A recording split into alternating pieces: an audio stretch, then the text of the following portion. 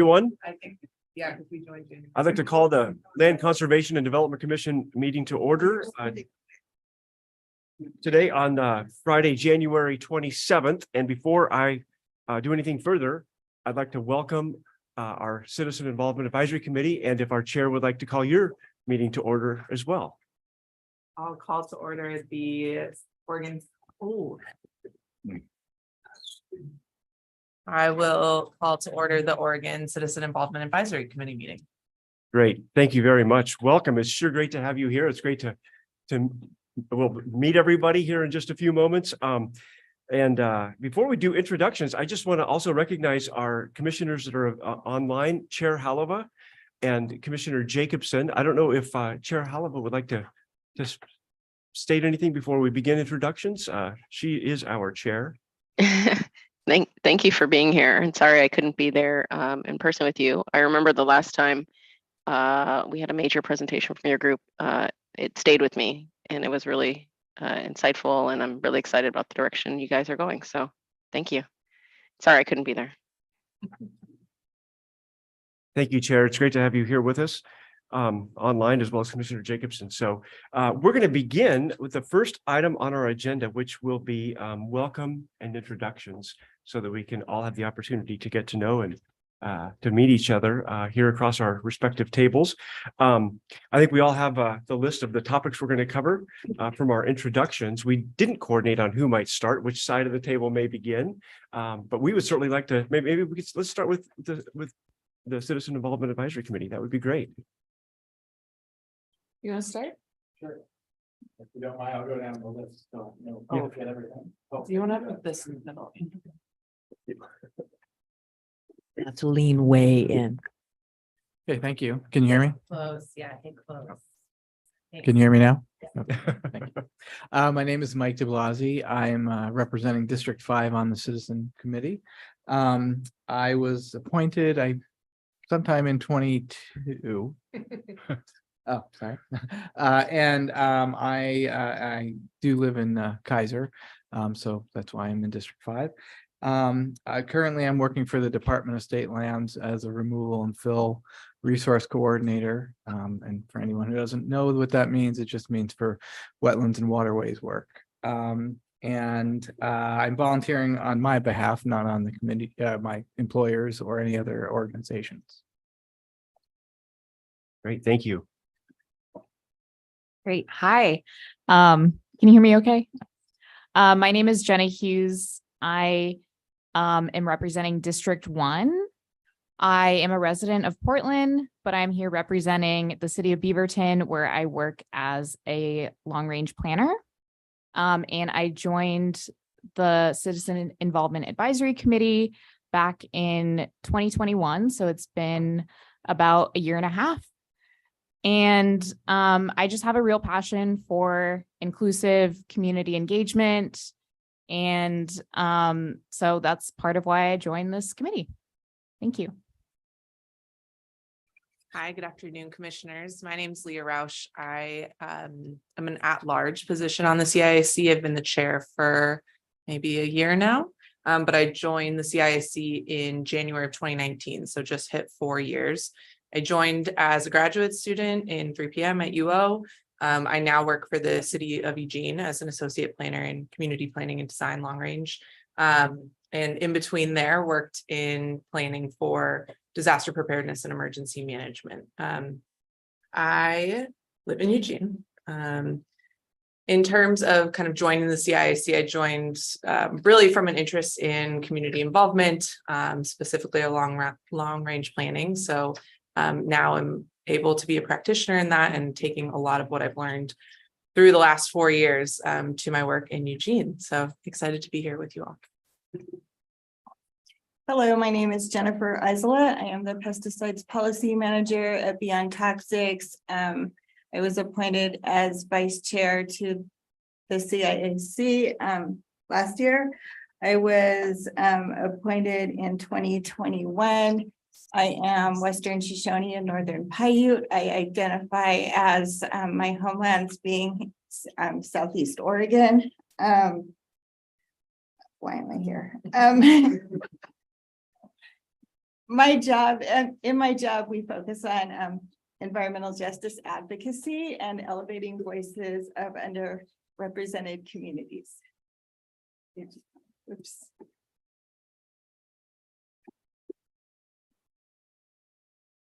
See if we can manage not to spill our coffee this morning. Passing it around. Good morning, Chair Lelag, Commissioners. My name is Zechariah Heck. I am a SEAC member since apparently January 2019. Time flies. Thank you for the support in the second appointment for the second term. I am from Bend. I grew up in Grants Pass. I worked for Oregon Department of Transportation as a sustainability planner. And I went to University of Oregon, a 3 p.m. graduate. Professor Sandoval was one of my instructors, and just a passionate Oregonian for our land use system and community involvement. I worked for several local agencies as a land use planner, and through my time and work there, really recognized that your average community member knows very little about the land use system, and it's incredibly complex and overwhelming to participate in, which drove me to learning more about our committee and doing my part to advise our LCDC on ways to increase community engagement. Thank you. Right. Good morning, commissioners. My name is Artemio Paz.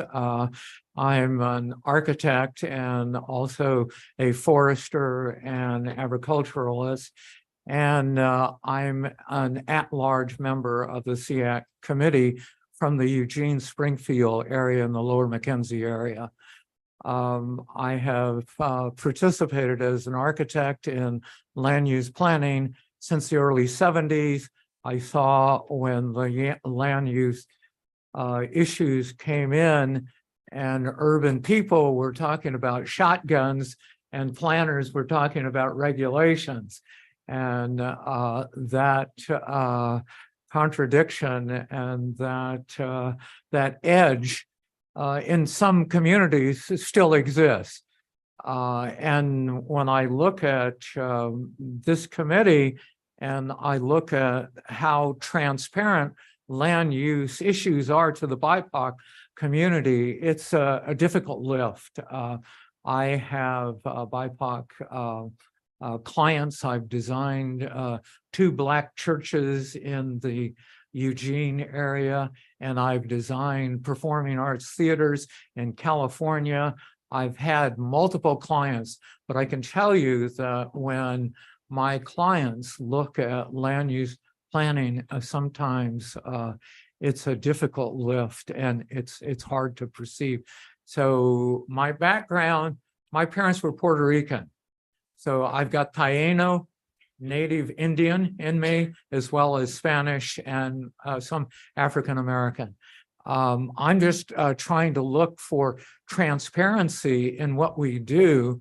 And as I do that, I look at focus missions that the DLCD strategic plan talked about, and they talked about focus area 5, equity planning and engagement. And to me, that is the critical piece that needs to be articulated. And at this point, there is no dashboard or portal that easily helps people of color and people of disadvantaged backgrounds to really understand land use planning. So I'm really interested in that aspect of what SEAC does. And you know me, Sadie Carney, communications manager and policy analyst for DLCD. I was appointed to the CIAC in 2012, maybe, and served for not quite my full term before coming to work for the agency. And I want to say thank you for allowing me to be the staff liaison to this amazing group. I am really honored to be part of their conversations and to be part of your conversation today. and I'm looking forward to what we can learn. We also have Chantal with us online.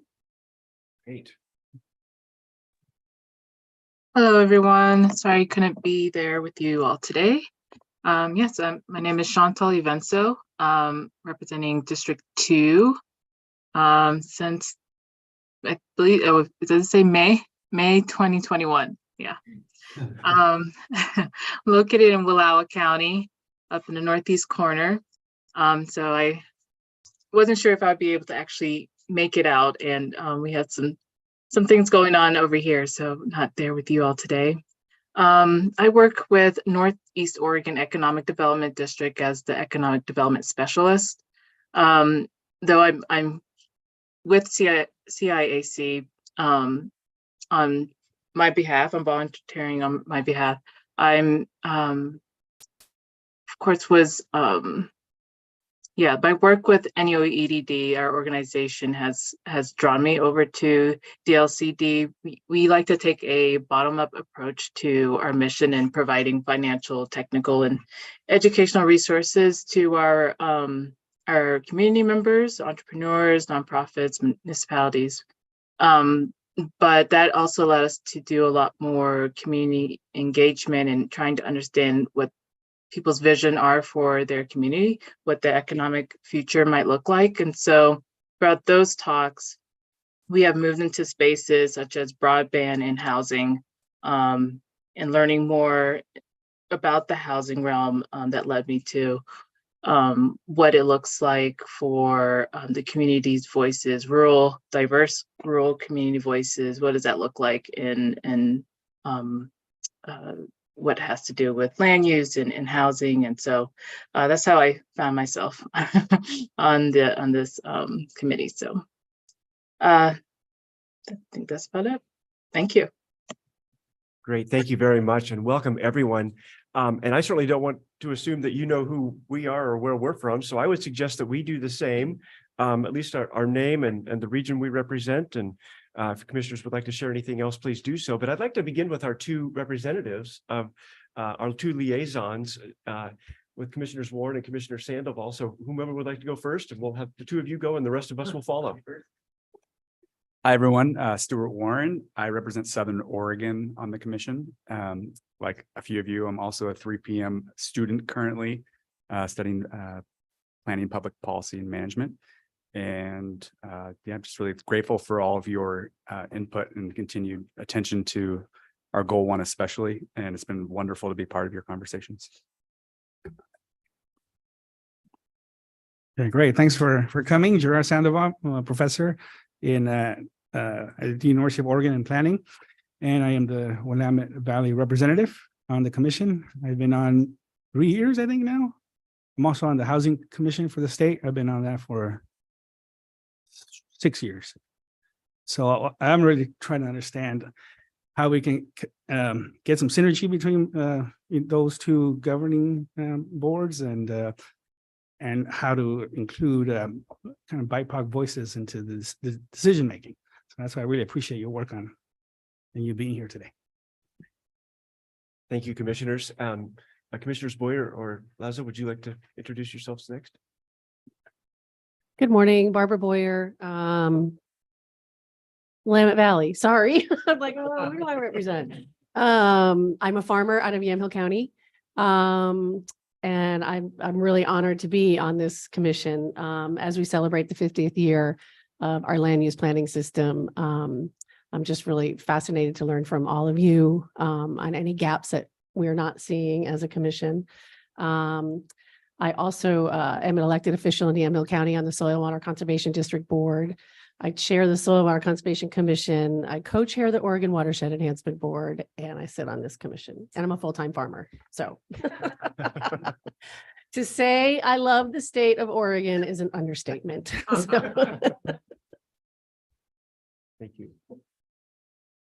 Thank you, Commissioner Boyer. Maybe I should have gone before that so that I don't sound so unimpressive.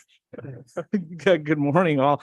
I'm Alan Lazo. I use he, him pronouns. I'm the executive director at the Fair Housing Council of Oregon. The Fair Housing Council of Oregon is a private nonprofit civil rights organization whose mission is around ending discrimination in housing through the Fair Housing Act, and ensuring equal access to housing throughout the state of Oregon for everyone. And that's really what brought me to the work of the commission and the work of DLCD. When you heard me talk about that work, I said here at the meeting yesterday, one of the things that in approaching the work around housing planning in our state, I recognized how divorced it was from some of the work that we do in fair housing around equal access. And I think we'll talk more about that when we talk about the history of planning and land use planning. I think those things have a history that led us to where we are to some degree. So I'll kind of leave it at that, because I think we're going to talk more about priorities and strategies, but I'm so excited to have heard from all of you this morning, and I've just been jotting all kinds of notes down. So I'm looking forward to our conversation. So great to see you all this morning. Thank you. Thank you, commissioners. And online, Chair Halova and Commissioner Jacobson, if you would please introduce yourselves. Hi, so I'm not on camera, I'm not feeling very well, but my name is Anyalaylahova, and I'm a real estate developer. My day job is real estate developer in Portland, Oregon, and that's the region I represent. I think my entry, a lot of people probably don't know this actually in the commission, my entry into this land use world actually came from opposition to one of my projects that was a housing project. And so I got deep into land use issues and actually ended up writing a paper and presenting it at a conference on conflicts or issues, let's say, or tensions between public participation goal 1 and needed housing.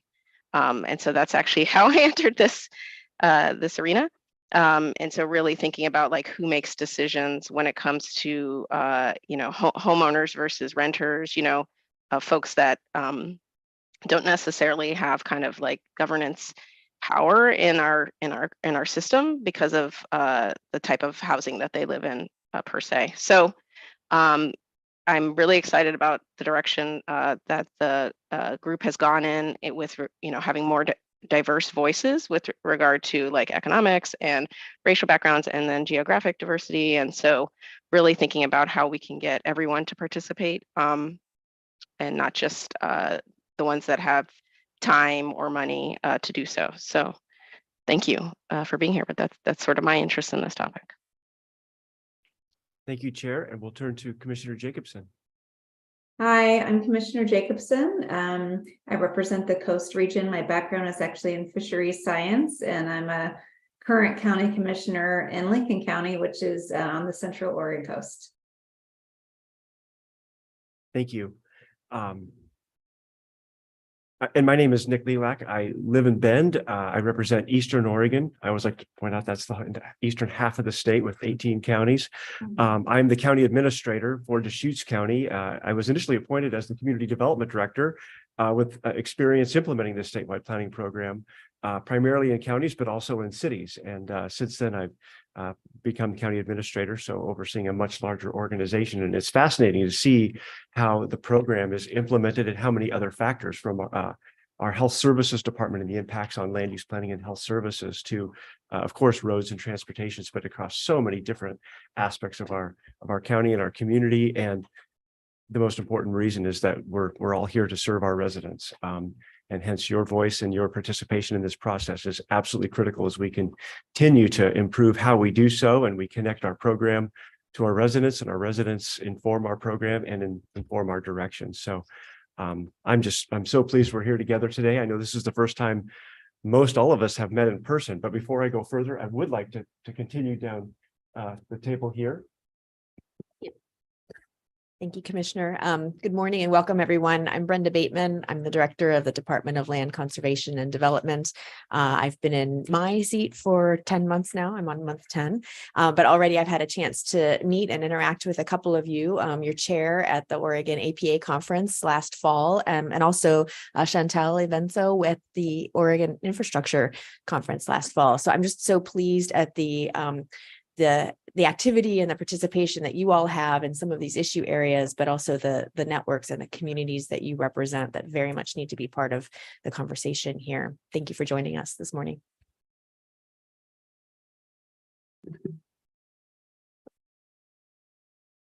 Hi, I'm Steve Shipsey and I'm legal counsel to the commission. And I've done that for a little under half of the 50 years of the program. That public involvement policy that you guys look at from May 2001, that was one of the first things I worked on for CIAC and LCDC. Good morning, everyone. Kirsten Green, Deputy Director. So good to see everybody and also online. It's an honor that part of my job is to support Sadie in her work in communications and engagement and policy, and also Sadie and Ingrid's work with the CAC. We're gonna have to get Ingrid up here. Nothing happens without Ingrid Caudell. We know that. But yeah, certainly passionate about inclusive community engagement as well. So look forward to taking your guidance and updating best practices for the department and with Director Bateman's leadership. So thank you. Thanks for being here. Teingrid, come on up. Come on. Thank you. I was going to do it, but I'm so glad you did, because we don't function without our team, our whole team. Good morning, everybody. It's nice to meet you. I'm Ingrid Cordell and I'm admin support for CIAC. While I am here, I will just say that our newest member, Jimmy Jones, has sent in an apology that he's not well today. But very nice to see you all here. Thank you. And Jan, yes. I'm Jan Guerrero. I'm the executive assistant to the director and the commission. I'm happy to be here. Thank you all for joining us. Thank you very much. And we have other staff in the room here as well that may participate.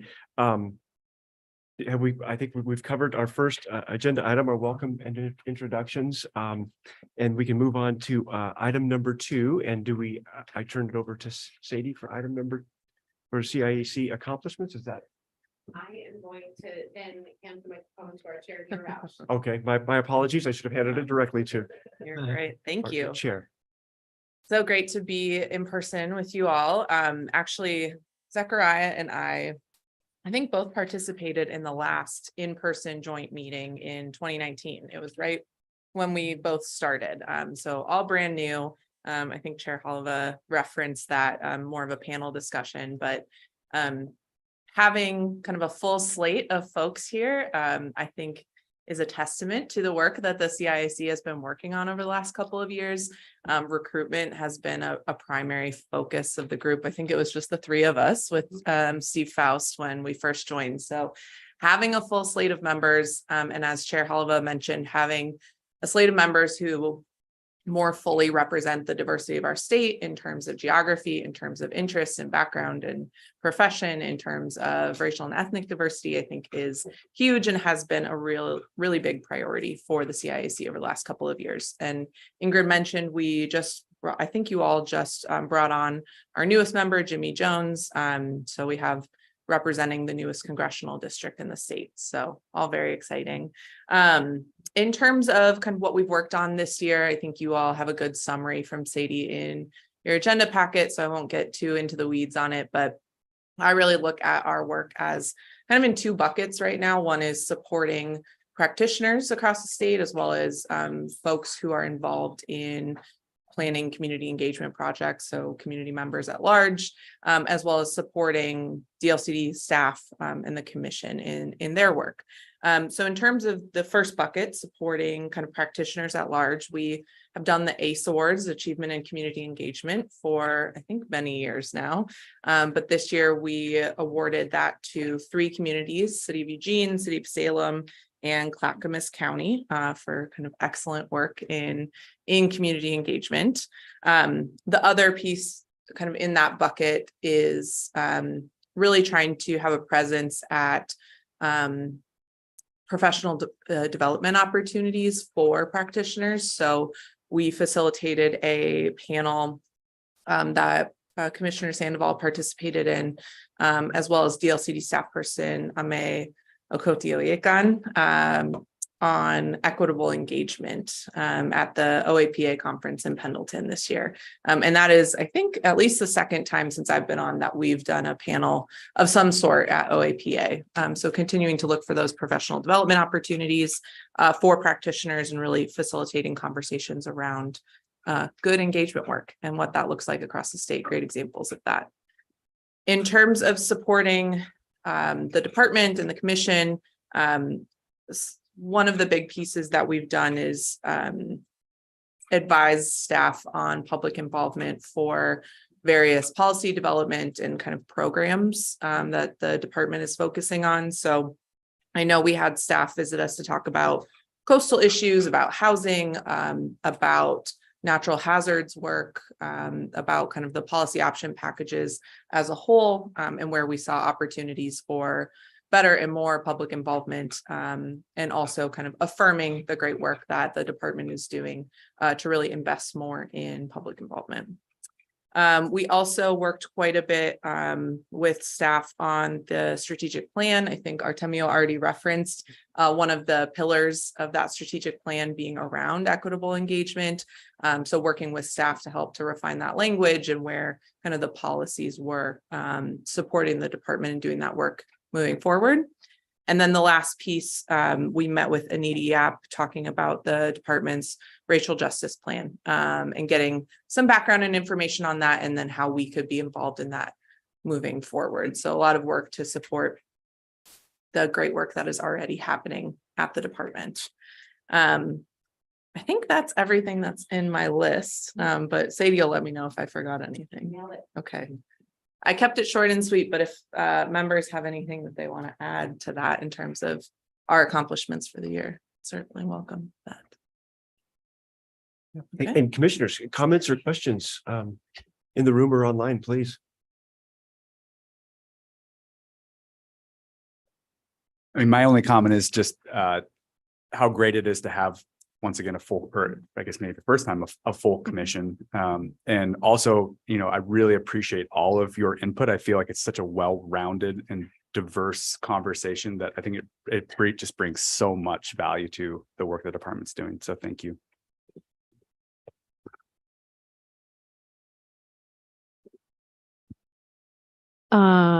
So, as I said earlier, 50th anniversary of our land use system, fundamentally, the system is working, but I do think 50 years ago, we didn't have an equity lens. So I really, will appreciate your guys' input as we look at the land use system. Great, thank you. Thank you. Yeah, Commissioner Sandoval. Yeah, I think there's been a lot of work done to get us to this place. And so I think the foundation is set, but I'm really excited about the work that's going to happen around Goal 1 and the potential we have in updating that. So I'm excited to see what comes out this year. Thought of something I'd like to add, if that's okay. So something that I think the CIAC has done historically is participate in rulemaking efforts, or had a seat on rulemaking efforts. And while I think we've moved away from that, given the time-intensive nature of rulemaking, I will say a couple members have participated in kind of other advisory groups to the commission. So I know Artemio and Jennifer both participated or are currently participating in the climate change vulnerability assessment work.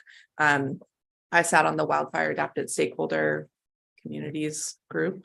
That's a mouthful, but also bringing that lens of public involvement to the other advisory bodies that support the commission and the department's work. Thank you. And Commissioner Lazo, did you? Yeah, please. Thanks, Leah. That reminds me that it's not fair that you think you can opt out of rulemaking when I don't think we can. Just wanted to point that out.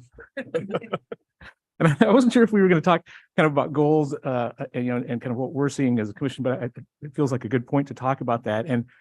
And for me, in listening to all of you speak about how you came to CIAC and the work that you're interested in doing, there's a couple pieces that really match kind of where I'm coming from. One of the big pieces I find in coming to land use work and housing planning is a little bit what Zechariah talked about and I often refer to it as this need for translation, right? That community members out there don't understand what we're doing in this room, and that's very often why it's empty. What they do understand is when a 6-story apartment building goes up next to their house, right? And what I tell folks is, you know what, that you're 20 years too late in making that complaint. And so Or why can't we build enough housing? Well, it's because 20 years ago, we didn't plan in the right ways. Or 20 years ago, we didn't plan for equitable outcomes. And so that's how we got here today. So I think there's a really important level of translation that we need to do that you all referred to when we are dealing with community members. It's not just how we engage them in questions, or do we have, are they at the meetings? I think we really need to understand what folks don't understand about the work that we're trying to do as a department. And it's just really vital. And to me, it's not specific for communities of color, but it's most impactful on communities of color.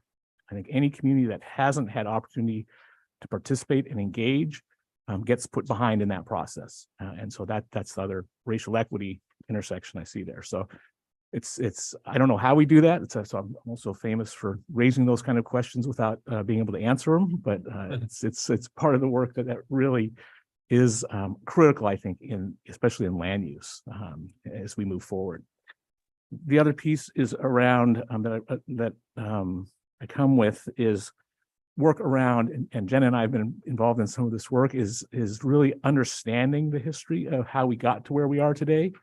I think we talk a lot about where we are today and how we fix it, but we have to also understand and acknowledge how it is we got here, and that can inform how we solve the issues that are in front of us today. And I think it very much brings us to that racial equity lens that we're trying to install in so many places, in the work across this country. So I think that's just this vital work, and I'm so appreciative of folks who embrace that also.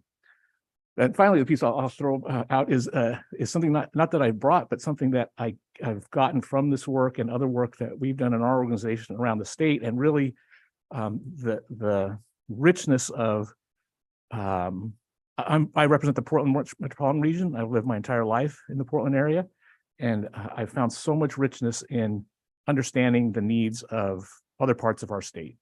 It is so amazing to me, the diversity of this state, how diverse our needs are, and which also speaks to how diverse our solutions need to be in the common problems that we share and are trying to solve. So that's my layout. Thank you, Commissioner Lazo. And we'll now move to item number 3. That's the perfect bridge to exactly where we're going, which is great. So we might ask you to repeat some of those items. That's okay. It's great, because I see we're going to capture those. Kirsten is preparing the materials. And so if Sadie, if I may, I'll turn it over to you to facilitate this next part of our discussion. Is that okay? Or I can. But I can speak into the mic. Thank you. Just take a moment to. Yeah. So. Yeah. That messed up all by myself. Baby, yeah, sure. I will. Yes, I got a couple. So as we look, our CIAC work plan is something that we create in partnership with LCDC, kind of at the direction of LCDC. This group is advisory to LCDC. So we really want to make sure that we are aimed at the right things, headed in the right direction. And that's kind of the foundation of that is what we are hoping to uncover in this conversation. In addition to any kind of more discrete items or tasks that might align with the overall goals of commissioners. But what we thought we might do first is just kind of go down the line. And I think Commissioner Lazo did a great job of kicking us off with establishing some goals. But I think it would be useful to hear from each of our commissioners on what their goals and objectives related to Goal 1 and community engagement are.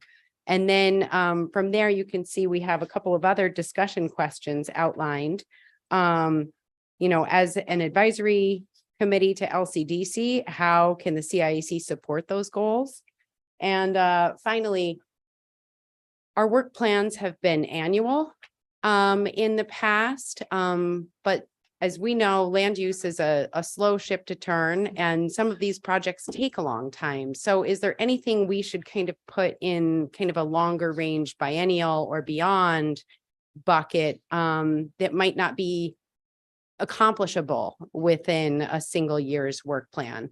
And so maybe we could start from hearing from commissioners, and then we could have a dialogue between the group, and I will do my best to capture what we say, but feel free to steer me back on course if I start to go astray on the stand-up pad over here.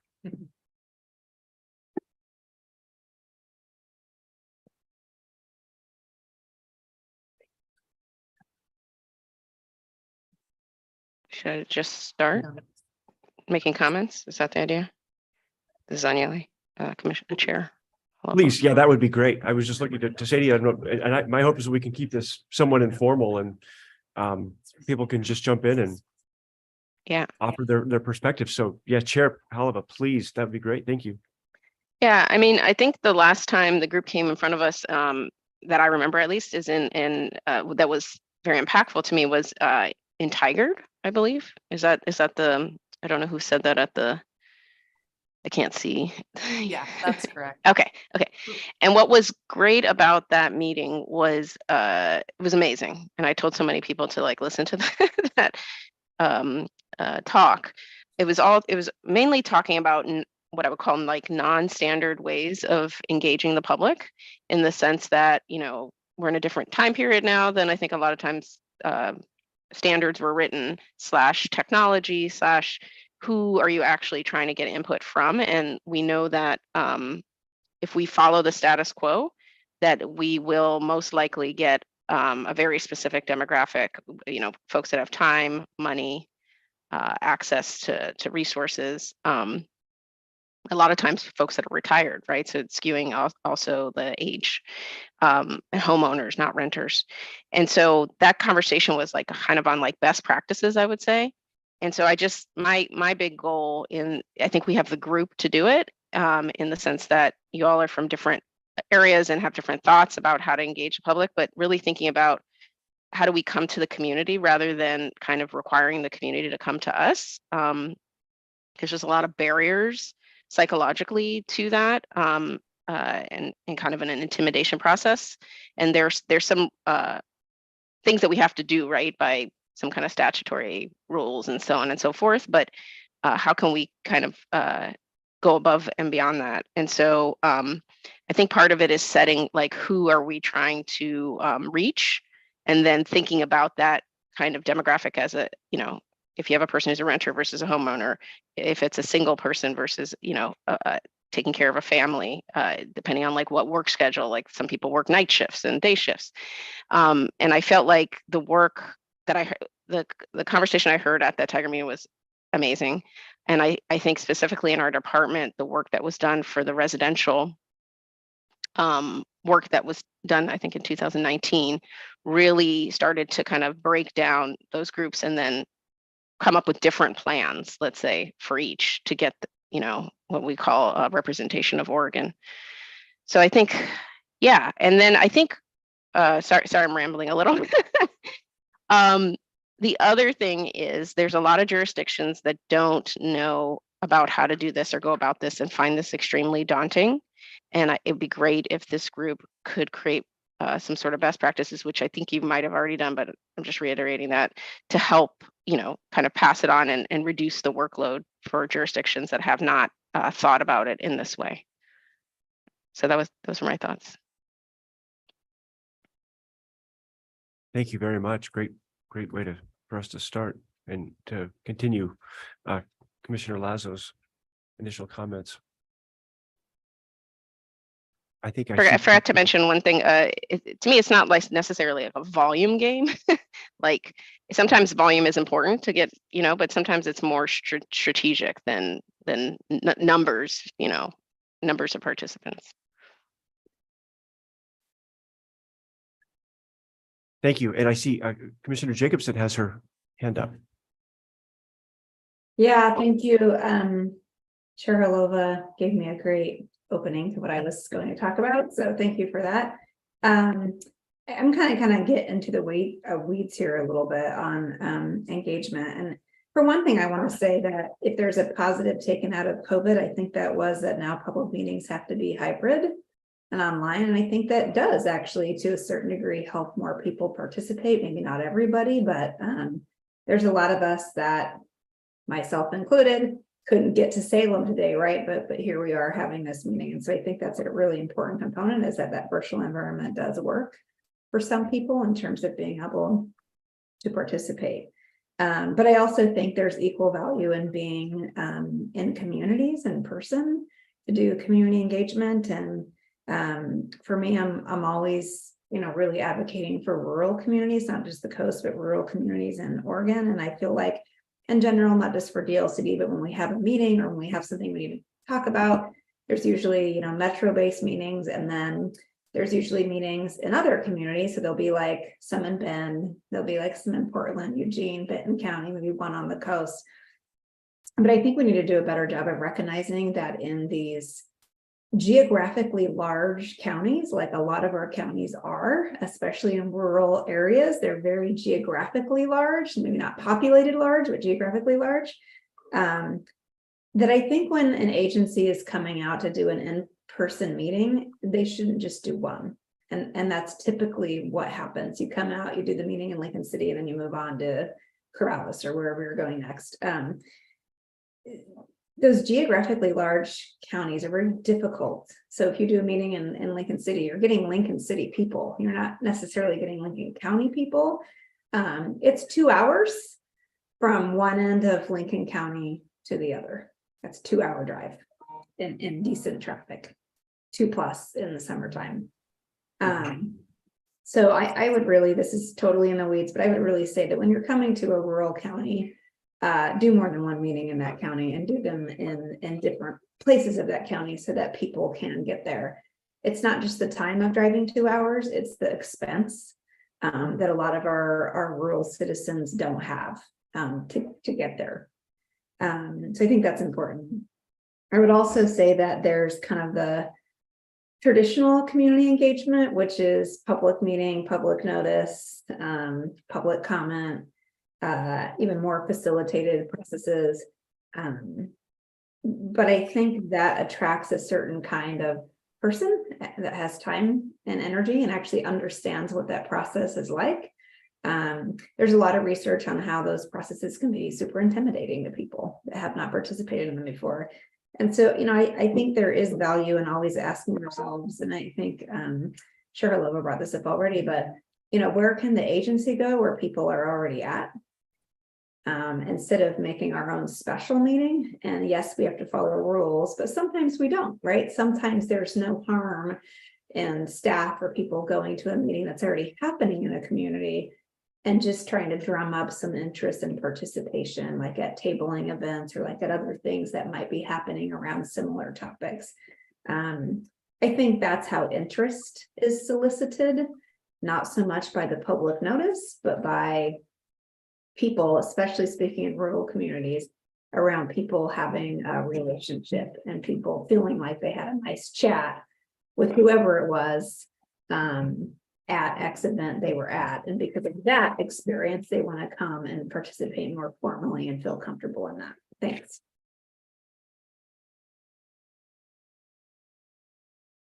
Great, thank you. Sadie's capturing it all. Yeah, I was just a little taller. You're gonna get exercise too. Yeah. Yeah. Great. Thank you. I'm sorry. I guess you could. So do you want to hand it over here?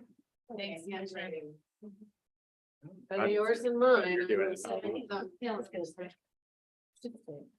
Okay. Great, thank you, Will. As we get there. Thank you, Commissioner Boyd. Chair Lelak, Yes, while that's being arranged, a suggestion, could we move this up so that our Yeah. attendees on here could, But forward, I just want to make sure that Or- that where. but then Commissioner Lazo might. Yeah. Okay. That's, you can, it's better to cut us off than Commissioner Lazo, so that's a good idea. For sure, folks on the screen will not be able to see you now, Yeah, but I don't know that they were there. yeah, it's okay. I think it's fine. Yeah, everybody, okay. That seems like a good spot. Thank you. Here she comes to the chair. Thank I think you. so. Thanks, Director. Very good. Great, thank you. And now that we're set up again, we can continue. Would another commissioner like to continue? And or Commissioner Lazo, at some point, if you want to just capture any of the points that you would like to make too, I want to make sure that you contribute as well. While you're thinking, Commissioner Boyd, I'll just repeat those for Sadie. So that top one was I framed it as translation, making sure we translate the work that we're doing for folks to understand how it's going to impact them. Understanding and acknowledging the history of the work we're doing and how it plays into the equity goals we're trying to reach today.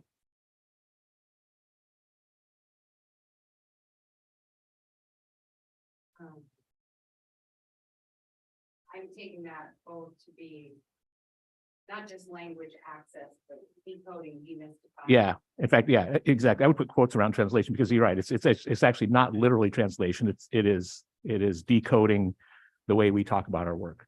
So for an example today, we should put a chart up to mark how many times we referred to one of the goals, land use planning goals. But I'm not sure all of us could quote. I don't know how many goals there are exactly, and I'm not sure that I could quote what goal 18 is. And my sense is that folks in the public would not know that. It's 19. I also forgot to point out that I'm also the newest commissioner. So, and then the third, sorry. Then the second one was around, again, connecting the history of the work that has occurred with the goals around equity that we're trying to accomplish today.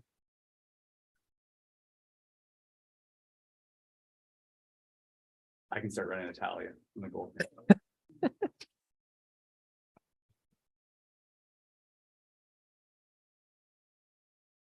And then the third one was, this takeaway that I've gotten in around the state is how important it is to inform our work with the diversity of the state, and particularly geographically. I think in my type notes, I had diverse. I'll just capture it better here. It was I might have said it better the first time too.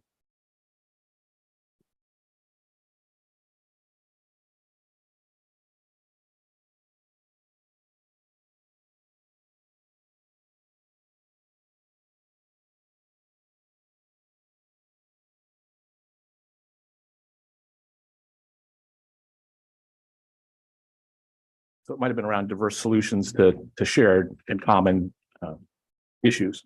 I think there was a solution. Okay. Thank you. Commissioner Sandoval, are you? Oh, yeah. Just finishing up some notes. Okay. Yeah, so I'll keep it simple. I think for me, it would just continue incorporating BIPOC voices into goal 1. I was reading through goal 1 again, like the specifics. There's nothing there that even speaks to representation issues. And so we just put the word in there somewhere. I think that would be a big accomplishment. But then I was also thinking about the important piece would be like how to make cities accountable. And I think that's difficult. And so I know there's ways that we do now, but I'm thinking about in particular to people of color. So one idea is that you have some sort of demographic threshold. So for example, if a city reaches 10% of the population is Latinx, then the city would make an effort to directly outreach to that population to get their perspective. But I think we really need to think about how cities could be accountable. It shouldn't just be like a aspirational kind of thing. It should be, we want to see that you're doing this, or else you're going to have a difficulty getting our approval for your expansion of your growth boundary, that kind of thing. Yeah.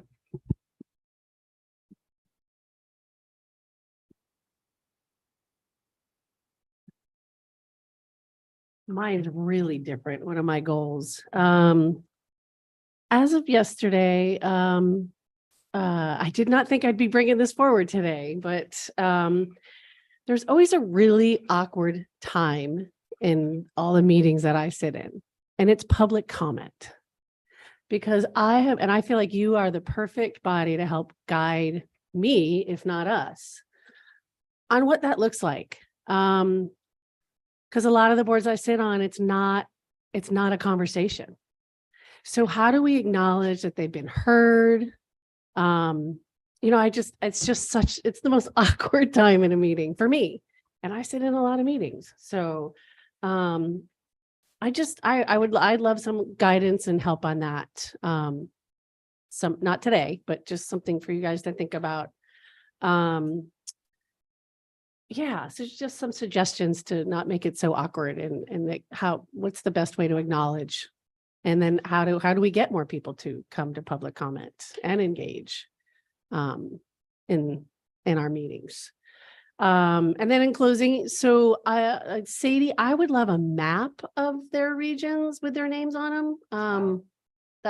I was like, I don't know where that region is. So, and then I would encourage you to reach out to us if there's trainings in our areas that you think that might benefit us, to reach out to us, commission members, if there's something that you think in our area that would benefit us to make us better commissioners.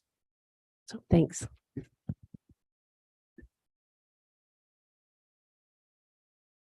Not that we're already not good, but.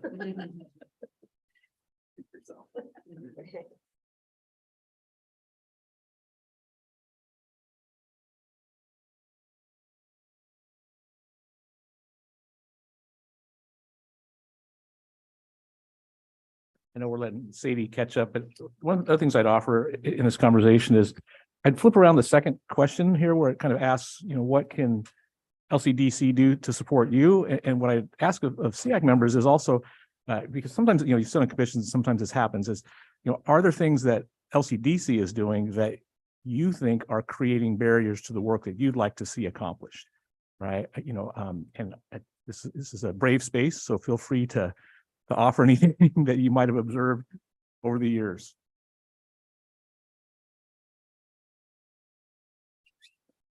Talking about barriers. Oh, were you sorry, I didn't know. I'm not in the room. I can't tell. Put something on chat. I was trying to read it. Yeah, I was just gonna call out the chat as well from Chantal, because I think it's in response to you, Barbara, is Okay. clarifying what you mean by awkward during public comment. And I think I know what you mean, but I'd love to hear you articulate it. Thank you. Sorry. I've just been taught that it's not a conversation. You no response, no, you just listen and you just don't engage. So I just find that awkward because I like engagement, but it's really what I've been trained to do. And maybe we can change that, but I don't know. Maybe it's in statute. I mean, I don't even know that answer. So that's your task. No, I'm kidding. I'm kidding. Just a small one. Thank you. Thank you, Commissioner. Thank you for the question. And Chair Holloway, did you have another? I was comment? going to add to, I don't know who was talking. I was going to add to something that I had thought of before, about, reducing jargon, plain terms, and not reducing plain terms, having things in plain terms, and always explaining acronyms. I try to do that as much as possible. I say an acronym and then I define it, or I define it, then I say the acronym. One of the reasons that's good is, first of all, different acronyms in different settings. Like CLT in one setting is different than CLT in another one. That's one of my favorite ones.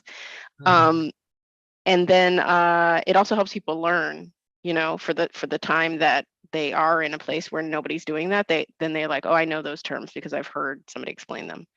So I think we've done a really good job in this regard in the last 4 years since I've been on the commission, getting better and better at more simple staff reports and so on and so forth. But I wanted to second whoever said, I don't remember, maybe it was Commissioner Lazo who said any feedback you'd give to us. I'm just mentioning those because that's, I think, feedback that we've internalized over the last 5 years, but there's probably more that we could learn. I just want to note for commission that Jimmy Jones has joined us online. So I don't know if he can hear me. If somebody wants to welcome him. Great. Jimmy, I'm currently chairing the meeting as Chair Halava is here as well, but I want to extend our warm welcome to you and your appointment yesterday. We're so pleased that you're serving on the committee. And if you'd like to introduce yourself, we certainly welcome it if you're in a place and space to do so. Well, good morning, everyone. I'm sorry I'm not able to be there today in person. I am really, really sick and I'm trying to muster through the day, but thank you for the invitation to serve on the advisory committee. I'm really excited to do so. I think land use issues and access issues surrounding those land use issues are really going to be critical for the next 10 years in Oregon. My work has mostly been around trying to house the homeless population and provide services to low-income individuals in our community. We serve a very large area, primarily Marion and Polk, but also Multnomah County and other places in certain programs.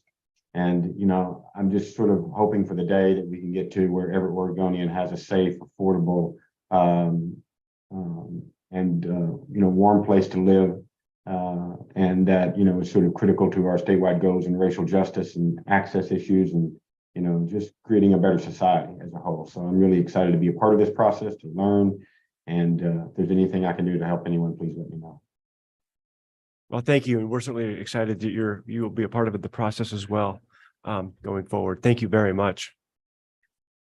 And thank you, Sadie, for pointing that out. I didn't see that. And Vice Chair, I had one more thing to add. I forgot. Thinking about, and I'm sure there's research on this, the various ways that people can intake information. That's one thing everyone knows, I've been pushing more over the last 5 years is creating graphs and visuals that people can easily digest. That's part of the reasons because I'm a visual learner and comprehender. But I know that there's more than just some people learn by reading, some people learn by listening. There's a knowledge base on this, and I think we should incorporate that in thinking about how we communicate to public. And any insights you get on that would be great. Great, thank you. Before we continue with Commissioner Warren, if you're prepared to go in just a moment, just please know that we're going to discourage the use of chat. And so if somebody would like to be recognized, and I thought that, for example, the question about what does awkward mean is a great one, just please ask to be recognized and we'll certainly recognize you going forward. So thank you. Thank you. And we do, Ingrid just pointed out to me that we do have another CIAC member joining virtually. It's Fran Warren, who is, I think she's been elevated. She's under the name Tree Keepers. And so you might want to welcome Fran and just give her an opportunity to introduce herself and say hello, and then we'll get back to it. So apologies on that. Thank you. So if you were not able to hear Sadie, we have Fran Warren, who has also joined us, a CIAC member. I'm so glad you're here as well. Welcome. We would sure like to learn a little bit more about you. If you would please introduce yourself. Hello, thank you so much. I have been listening. I just haven't been able to get in here either. So I really appreciate all of the work that the commissioners and SIAC have been doing. It's very exciting. And I have been volunteering for 20 years since I retired from Intel early so that I could give back to the community. I sent you all a little bit of an email to introduce myself, but I'm just really excited to be here. And I really do appreciate this input and this opportunity today. I can't wait to meet you all in person when I'm on the mainland. I have learned a great deal living here and implementing significant legislation and seeing how the community can really make a difference. And I hope I bring those learnings to bear. I am a member at large, but I do live in Washington County, and I'm on a lot of regional significant natural resource committees from Metro, et cetera. So I'm familiar with the Portland area, but as Kitty had mentioned earlier, Washington County is quite diverse, and it's very exciting times. So thank you again, and it's nice to see the faces that go with the voices. Well, you're welcome, and thank you. I'm so glad you joined, and we certainly look forward to meeting and seeing you in person as well when we're able to do so. Great, thank you. I'll turn to Commissioner Warren. Thank you, Vice Chair. So I have like some broad goals and talking about jargon. These are kind of jargony to a certain extent. But I'd really like to see us continue to increase on educational goals, participation, and inclusion. And then also I'd love to see us really support cities and counties with their engagement and outreach efforts. I'm cautious about requiring any teeth for those things because I'm just not sure that's the right way for us to approach it. I think we have to maybe go back to that kind of bundle of sticks concept where you have some sticks, but also mix in some carrots, maybe more carrots than sticks, sort of a concept. And then I think the objectives really for me are increasing representative bureaucracy, which I think we've done a great job on both the CIAC and our commission level. Just looking around, it's great. But I think we need to continue to be talking about that and considering that as we're bringing in new members and just make that, really a part of our decision-making criteria. Love to see us prioritize underserved voices. And I think that there's some pretty big barriers right now to that, in that, a lot of folks are too busy to come to these meetings. They're too busy to volunteer their time like you all are able to, and we all are able to, but there's a lot of folks in Oregon who just don't have the time to do it. So I think, we can start thinking about ways in which we compensate folks to be part of these conversations, similar to what Eugene did with House Bill 2001 implementation.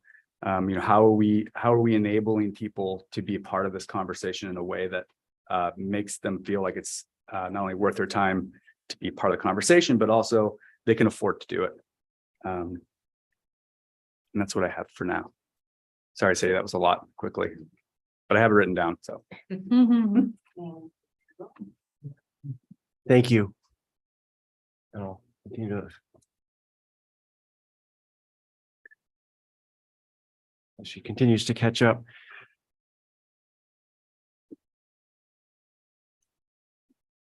And as I begin to look forward, we all recognize how important goal one was and what a change it was in practices 50 years ago to just include people in the planning process, from practitioners, administrators, whomever may have been making decisions at that point, to all of a sudden be required to include the public.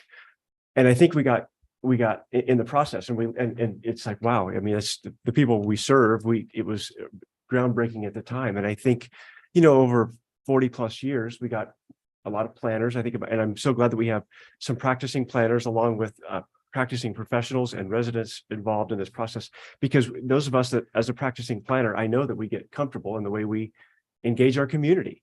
We have our open houses. We have our public hearings. Okay, gosh, maybe we'll go across town and we'll do another one. Well, the same people that didn't drive downtown can go to the community center.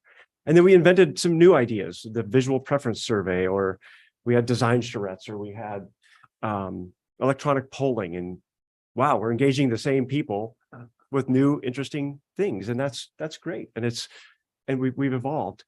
And then we had COVID, and holy smokes, did we radically and quickly transform how we had to engage the public. But that doesn't mean we're engaging all of our public. Sitting here, I had to pull up our AICP Code of Ethics. I'm not going to use acronyms, so it's the American Institute of Certified Planners. I'm a member of the American Institute of Certified Planners, and it's not something I think that just as a member of, we have to pass a test and be certified and maintain those credentials, but I think it's something that planners who were ultimately informing across the state, it's number one, people who participate in the planning process shall continuously pursue and faithfully serve the public interest. Well, I think our view of how we've served that public interest has been fairly narrow, and we need to go, based on what we've heard from my 6 colleagues, we need to do so much more. We've demonstrated over time that we can evolve. We have, but I think I look at the climate friendly and equitable community, affectionately known as CFEC, our climate friendly and equitable communities process. That was, I think we finally engaged far more people in the process than we had before. Now, granted, we were somewhat limited because it was during the pandemic. And I think, gosh, if we hadn't been in the pandemic, how could we have involved so many more people in so many different ways that we had in the past? And So how do we do that? And I think that's what we're looking to you to help us understand. How do we engage so many more people? And CFEC was just a start. I'm so pleased that you have the annual awards, and we talked about the city of Eugene and just the extraordinary process that they went through. I think it was for House Bill 2001 implementation, if I recall correctly, and to share those stories across the region, because planners don't have all these tools. Planners, we as a profession, we do get comfortable. Oh, here's a new idea, but wow, how can we make that meaningful impact in different ways by engaging all members of our public? It costs money. It costs a lot of money. It's going to take a lot of training. Again, through the pandemic, I think we learned how to quickly evolve and change rapidly. Oh my gosh, here's how we do all these interactive public meetings and all these various platforms, and now it's a state law. All governing bodies have to have hybrid meetings. It's a great thing. It's transparent, and so many more people are participating, but we need to go beyond. I really look forward to your perspectives on the framework going forward. I agree with Commissioner Warren. I want it to be incentive based. I want it to, what can we do to provide grants? What can we do to provide training and success stories, and really engaging so many more members of our public in meaningful ways than we have in the past. And I'll be the first to say it's still hard for me to say at this point, after all I've done for the last several years to try to learn and grow myself in learning about equity, to say Citizen Involvement Advisory Committee. I mean, I wish citizens are foundational, they're fundamental, but so are all residents. And how do we include all residents in all of our work, and at the local level? And at the local level, it's hard. And in rural communities, it can be very difficult. Very few staff members, that limited resources, and so many other competing demands. So what can we do as a state to really not get in their way, not tell them what to do, but rather to provide the resources, to provide the support to help engage all members of our state in all of our actions going forward. So probably the longest winded, maybe not, but those are my comments. From there, that was, I just want to offer one more. I think we captured on each commissioner's goals and objectives related to goal 1, community engagement. We started to touch on the other questions that we have here before us. Commissioner Lazo mentioned how can SEAC best support the community, and we also talked about how we can best support you. What longer term items? Do you want to go through these question by question, or were you thinking, do we just continue to keep it open and everybody can answer each?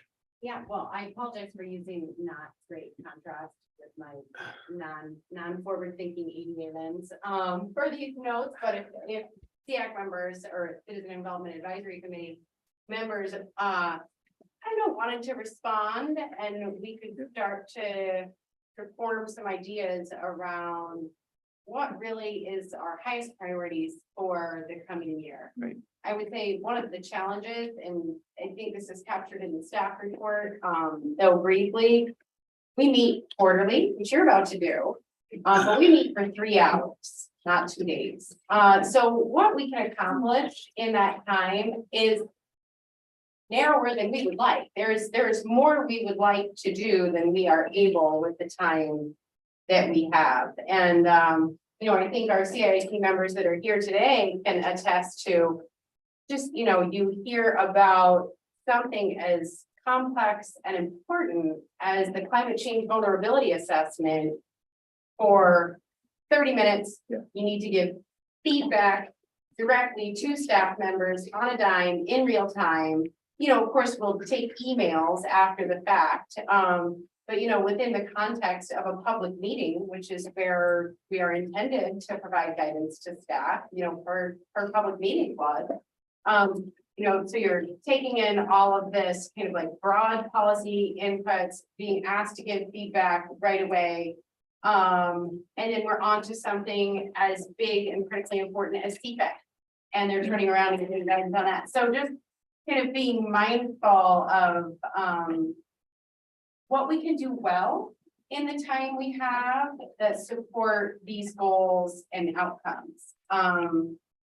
Because I want to make sure that with a group this talented, we are investing the time well. Yeah, and I might just start building on what Sadie just said. I think you all in your comments pointed to a couple of tensions that I wrestle with a lot in this role, which is the first being the difference between statutory public involvement and public comment and providing notice, and that kind of formalized process that some people are comfortable with and know how to navigate and has a lot of power in our local systems. And then what we're all really excited about, which is like the value add community engagement of going deeper, of engaging more broadly across the community, of working with historically marginalized communities to get them involved. And that often exists outside of the statutory process or alongside it somehow. And there is a real big tension, I think, for practitioners of where do we focus our energy? What do we have resources for? We have to do this legally. We would love to do this and we see the value in it. How do we do both well for all the different projects we're working on? So I think that's a tension that we could think about in our work plan of how we support communities in doing both, in resourcing both, and prioritizing both. The other tension that we wrestle with, I think, in this group is how we support local communities, community members and practitioners, and provide resources that talk about some of the best practices that you all have already highlighted, and how we support the department and the commission in statewide engagement, and who you involve in statewide effort, who can come to the table for statewide rulemaking is very different than what we're talking about at a local level. So when the commission talks about community engagement, who are we talking about, right? It's not necessarily down to the granular community level. And so that's a tension for me in thinking through our work plan as well, and how we balance those things and how we support both with our limited time and resources as a community. So I'll stop there. I'd love to hear other CIC members as well. Yeah. So I have something I want to bring our attention to that I think is has been touched on, but I just want to call it out, and that's more money and less bureaucracy. And I'll echo everything that's been shared so far.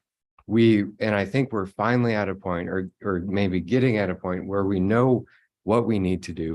We know those best practices, but unfortunately, local agencies, state agencies don't have the funds, the resources, or there's limitations in statute or rules that allow them to pay people to show up and provide comments, or to provide a dialogue during a public comment period. Those are the limitations. So I really encourage us to find ways to think creatively. How do we spend less and do more? A couple ideas I have are like, instead of sending staff to do community meetings, can we pay for a community leader, a known entity, to host and facilitate a meeting?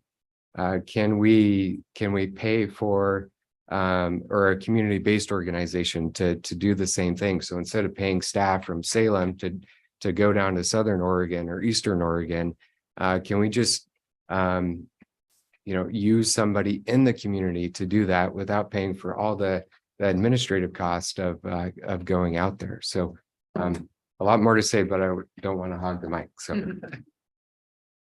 Go ahead. Okay. I'd like to make some comments, and not so much on process. I want to talk about content, because DCLD could really empower transparency by creating a dashboard with portals that start to articulate some of the critical planning issues that relate to demographics, zoning, eminent domain, BIPOC community comments and participation in a local area, BIPOC business people. When you assess them and they reflect on the planning regulations that they have to deal with, you're going to get this direct, visceral response on how this bureaucratic structure is or is not working for them. You need that kind of transparency.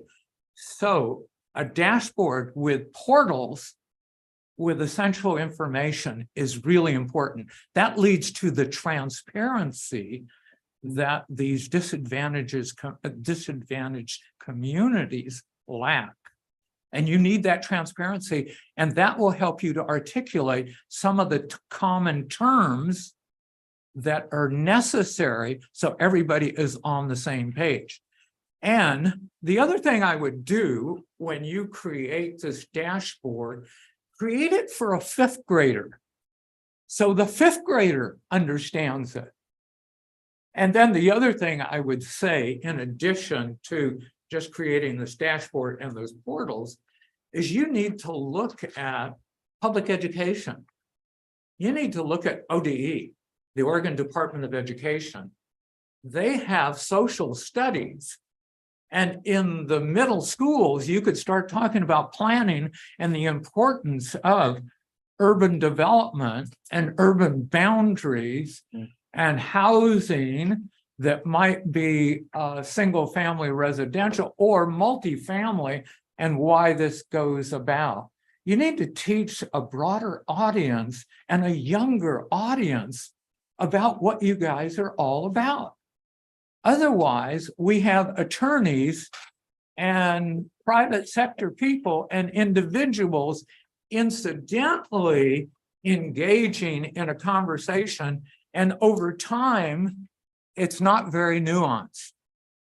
You need to make the transition into something that is much broader and much more comprehensive and real, visceral for the communities that really have to respond to land use regulations. So, Can I add to your comments? Can I, before you do that, do we just have a couple minutes left? I want to just do this. A break? We probably go until noon, yeah. Noon, We can okay. extend to noon, sure. Okay, Thank you. sorry, go ahead. I was going to add to that. I that's like a really, really important comment that we never talk about, I don't think, is youth education, because the youth of today will be adults like really quickly. As I have a teenage son right now. There are two efforts that I know of in Portland that are good examples of this. One is a nonprofit that was started called Your Street, Your Voice. And it was really about having design studios that bring in youth of color and girls, and essentially take them through design development processes, have practitioners come in from outside to tell them about the profession. So one of the aims of that is to, from my perspective, is to get more people more diverse people in the profession. But I think what's great about it is a lot of the students in that group don't want to do that profession ultimately, but they've learned about their civic engagement and the world around them and why things are happening, why things happen around them, which is really important, and how to participate in that. I think another one that's just starting up in Portland, but I used to be involved in it in Atlanta, is through the ULI, and it's called Urban Plan. And it's basically a mock development project where you have like community, you have to pretend you're a development team. So somebody's a developer, somebody's an architect, somebody's, you have roles, and then you actually have to input like community participation into it. And it basically helps you to understand the world of development. And they're just starting that now. And I know both of those programs are doing stuff in schools right now, but it's not really like, I don't think, a formal part of the curriculum. It's just people in the community who've really wanted to see this happen.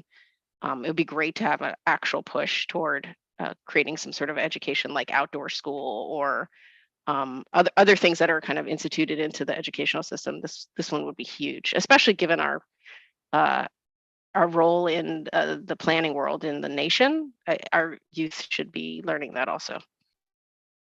And just to point out that one, the youth education, yeah, just to point out to the group and piggyback on these comments, youth education in partnership with institutions of learning and universities is literally written into the language of Goal 1. It's in there.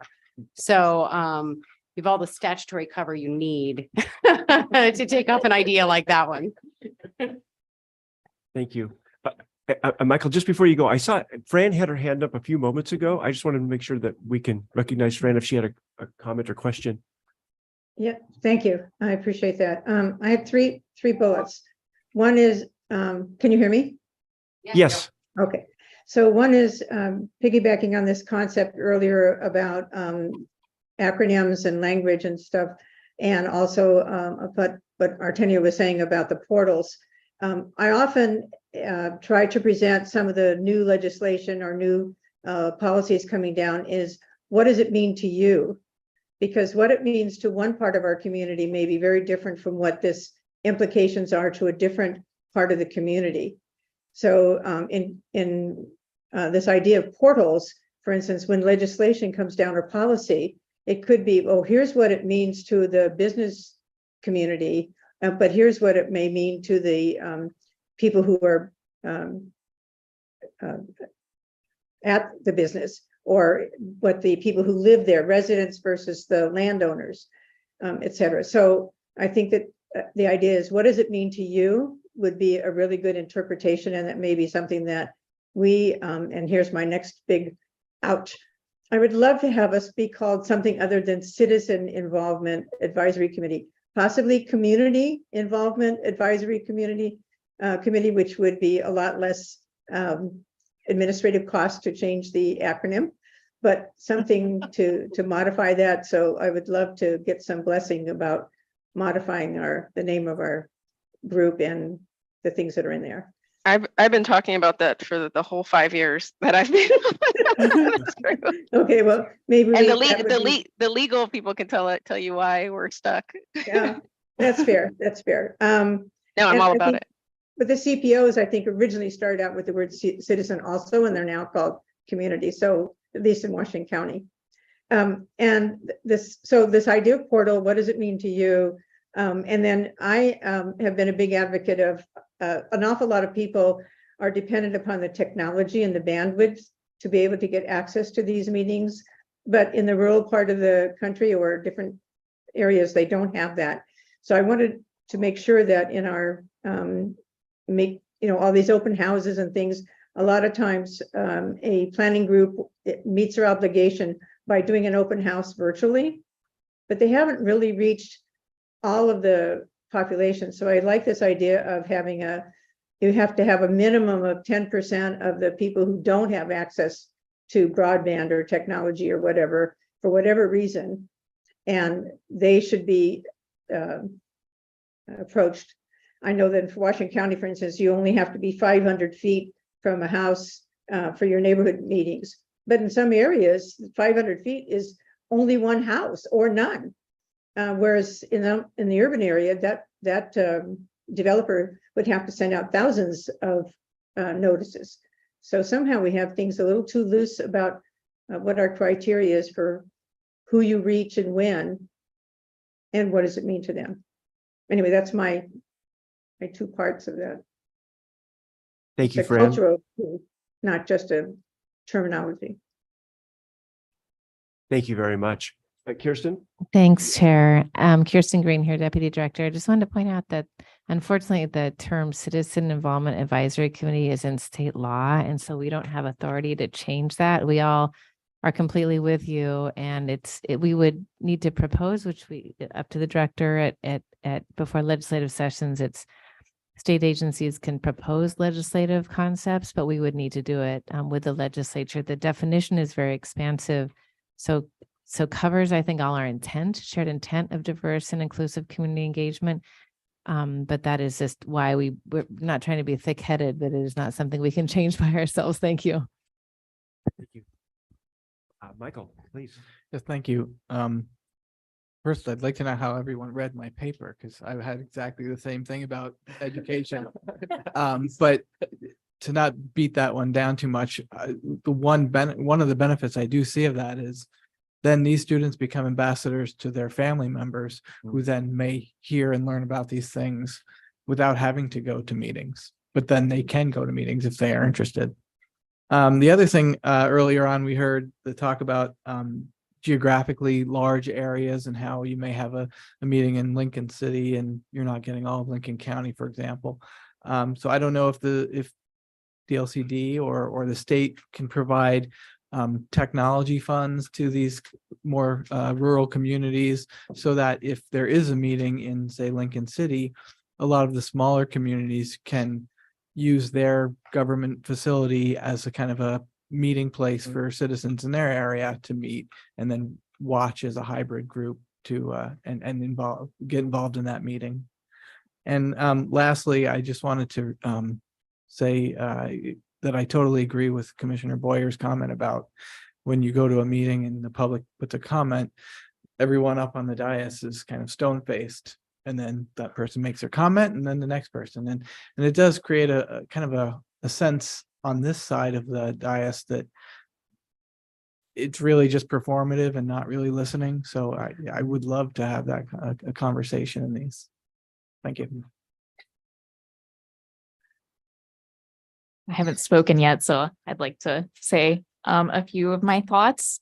But I think something that, I've been thinking a lot about just in engagement in my work is moving beyond check the box type of engagement, and really, which I see as more performative, and really moving towards building authentic relationships, especially with historically marginalized communities.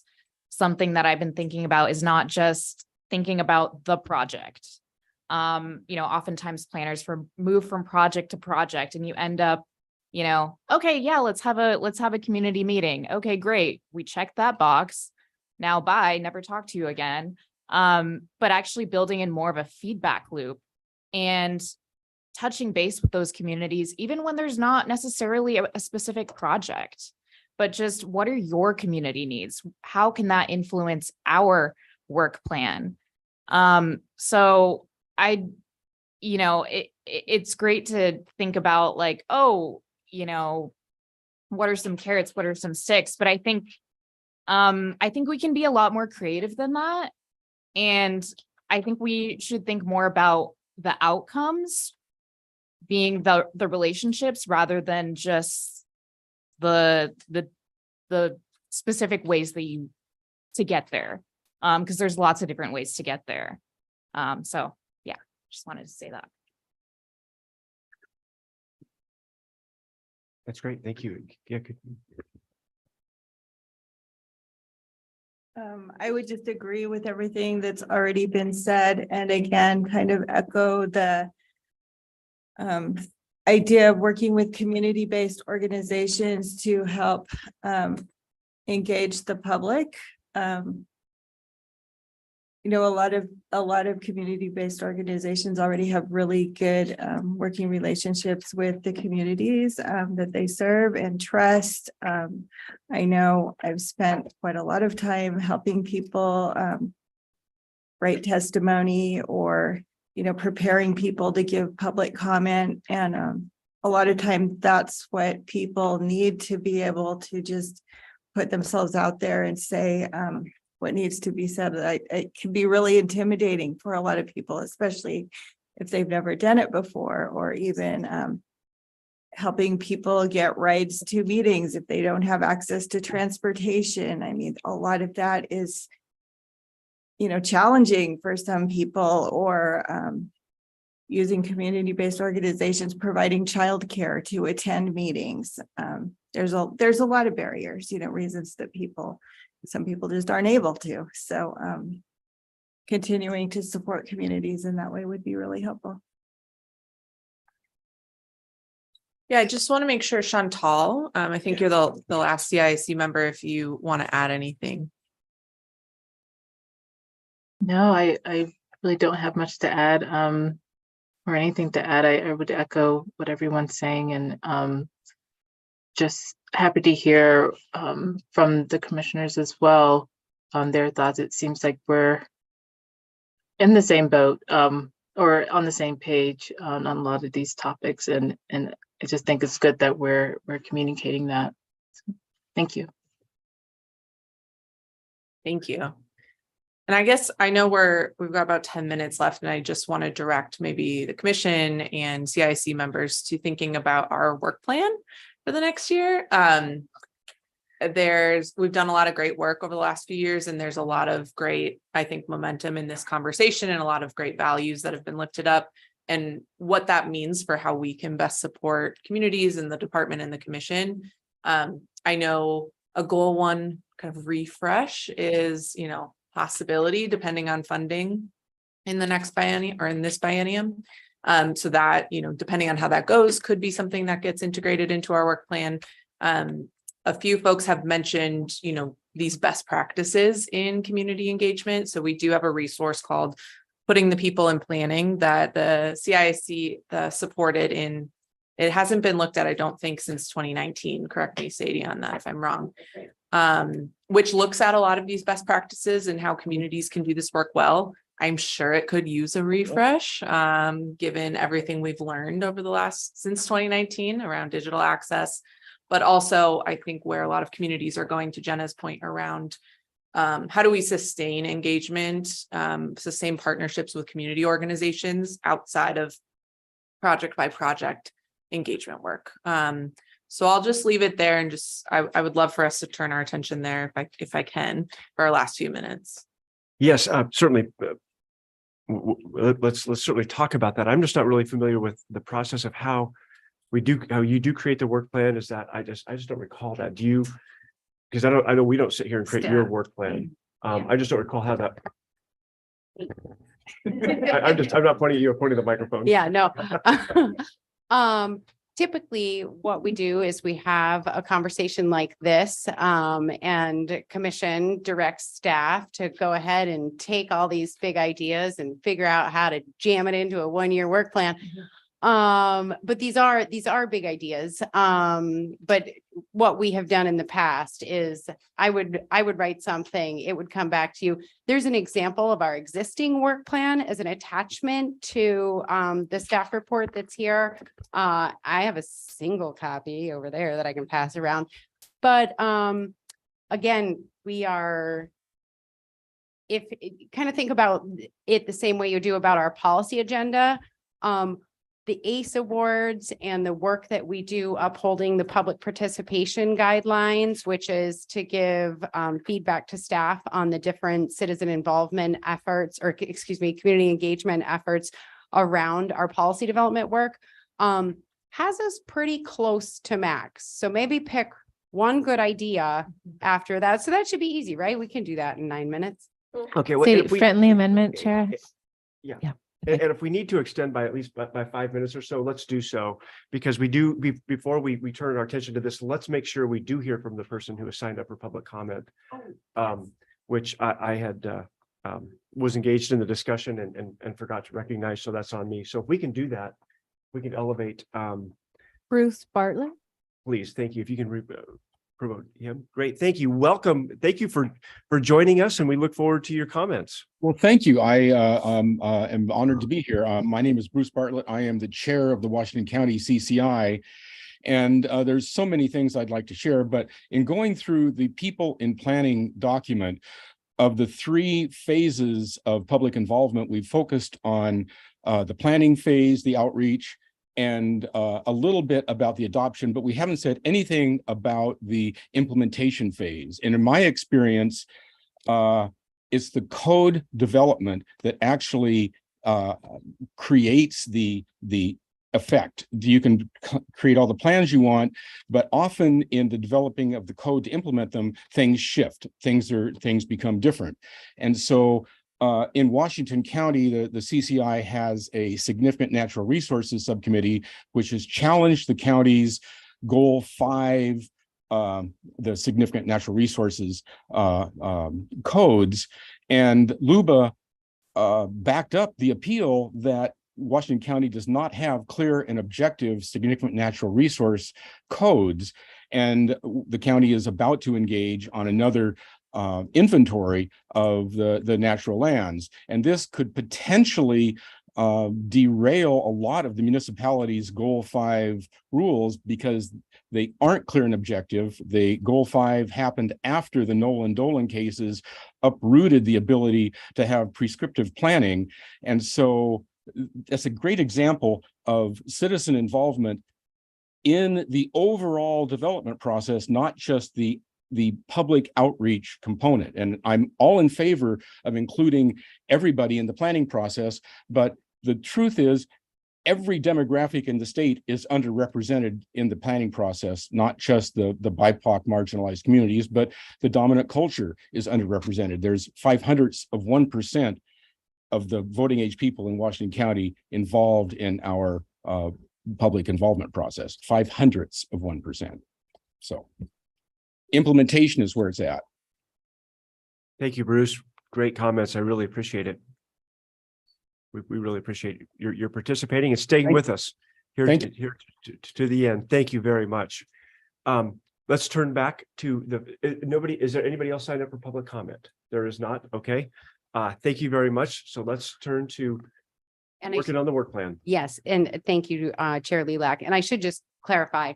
So the process moving forward is we will have a bunch of ideas. I will work with this amazing group of people on development of a work plan. So you'll direct staff, staff will work with your advisory committee, and then we'll bring you back a finalized work plan for approval. And that's what gets posted on our website and what we move forward, sort of engaging with. Great. So Commissioner Lazo, please. Thanks, Vice Chair Lilac. And so in that process, I'd say what we just put up there about updating the putting people in planning seems like if it hasn't been since 2019, and that seems like a work plan item. The other I would say is definitely if there's going to be some updates to Goal 1, the citizen involvement goal, that would be a priority. Beyond that, I think one of the things that has been talked a lot about today here is this, and really support what Jenna said about how we engage with communities. One of the things I'm famous for is catchphrases around work like this. And sometimes what I say about this is government tends to show up and tell people what we're doing rather than show up and ask them what we should be doing. And so it's exactly the process that Jen described is, well, we got this thing going on, we better go out and ask folks what they think about it. And then our relationship ends there rather than having a conversation that says, hey, community, what do you think we should be doing? And I don't know how we do that, we meaning the department. And so you all putting your minds together and figuring that out could be on your work plan. But my sense is that's a longer term work plan item. And the other one would be what folks have brought up around working with community-based organizations and capacity around there. What I'll say from somebody who is part of an organization that I think we need to be really cognizant of how we resource folks that we want to bring into that, right?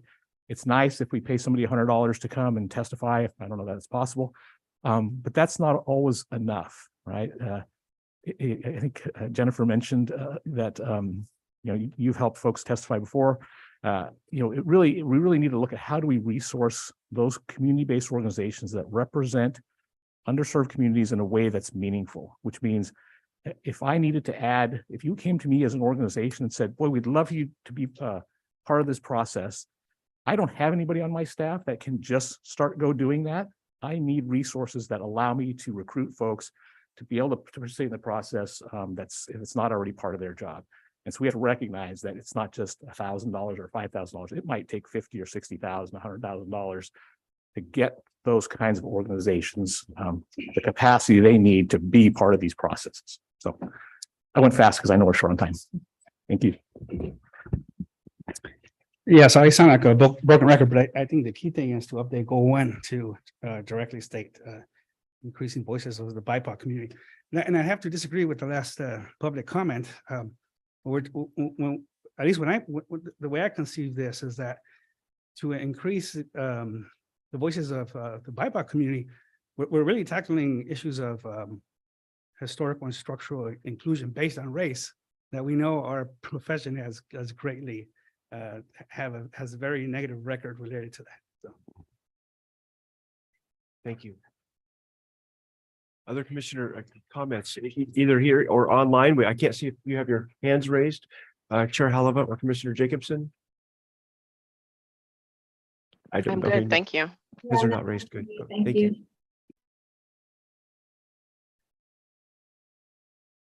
Katie, what can we, or Chair Roush, how can we continue to help provide guidance as you begin to draft your work plan? Maybe you see some themes that we've raised among all the bullet points that you've captured here, and within those themes. One of the questions I really appreciated, because I don't think in the details, you have a 3-hour meeting focused on one topic, and we have 2 days focused on everything within the definition of planning, I feels like. And so I appreciated one of the questions, for example, is your guidance and expertise, is it for the local planners that are in the office? Is it for the state for rulemaking? Is it both?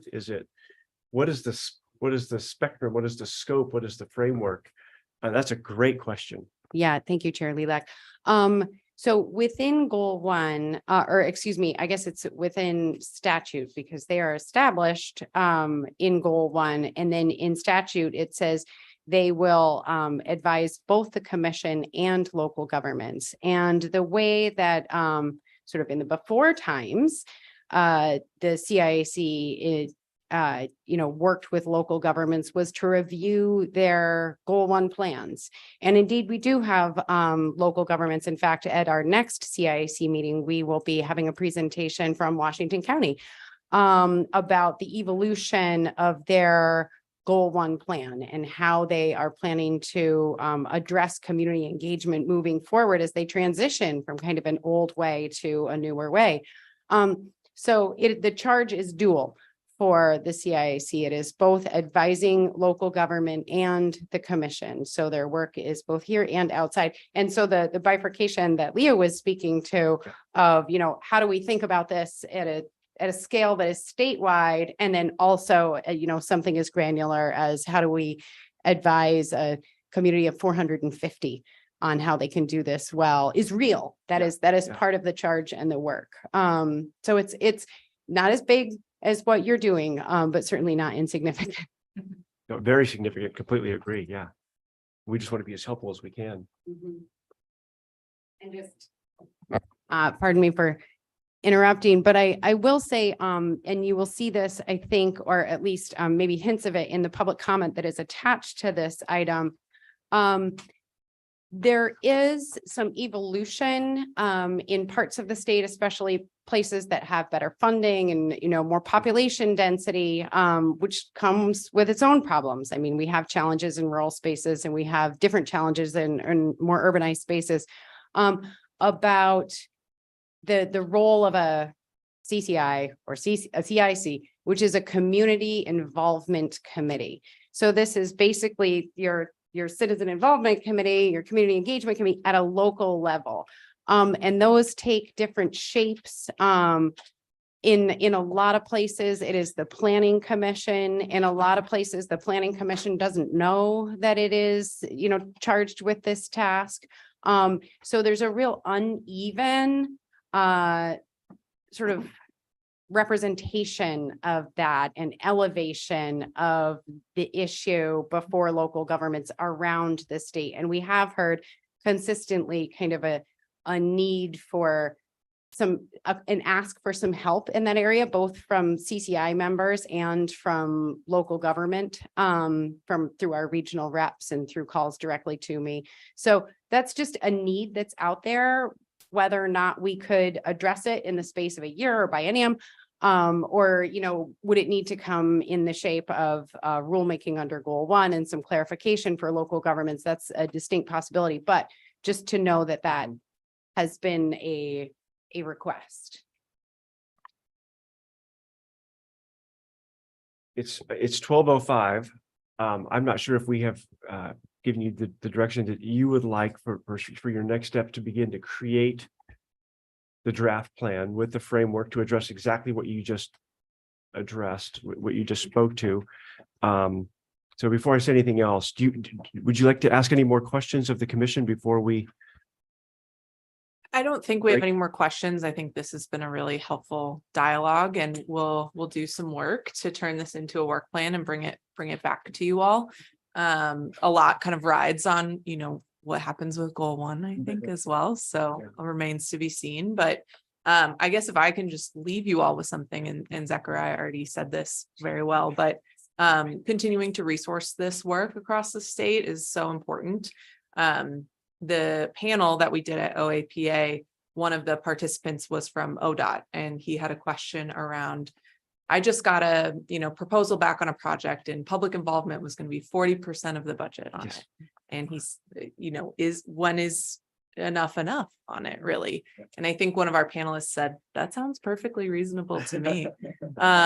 So this work is, I think everyone in this room agrees, vitally important. It is the meat and potatoes of our work as planners and practitioners and community leaders. And it takes a lot of resources to do well, especially going beyond the notice process and the public comment to do some of the really deep engagement work that we've all talked about and valued here. So thank you all for your time on behalf of the CISC. And this is a lot of good information to kind of feed back into our work over the next year. So thanks. Well, thank you. This has really been terrific for us to meet you, to listen, to understand, to have a much better, for me, just sense of how we work together now and going forward. And it's great to be in person, as well as people online, to have everybody participate in the process. It's really terrific. And just the 40% piece, as a former planner now and a deputy director as well, I'm not surprised if we begin to see project budgets that are 50% for public participation. And it's always the piece that's underfunded. We're thinking about the design of whatever it may be, a community, a road, a project, whatever it may be. But yeah, we have to budget accordingly for meaningful public involvement. So thank you very much. We're going to break in just a moment for lunch down the hall. Before we do so, we'd like to have a photo of all of us here. So with that, we'll conclude the meeting for lunch, and we'll reconvene at 1 o'clock. Thank you very much, everyone. Thanks, Chantal and Fran.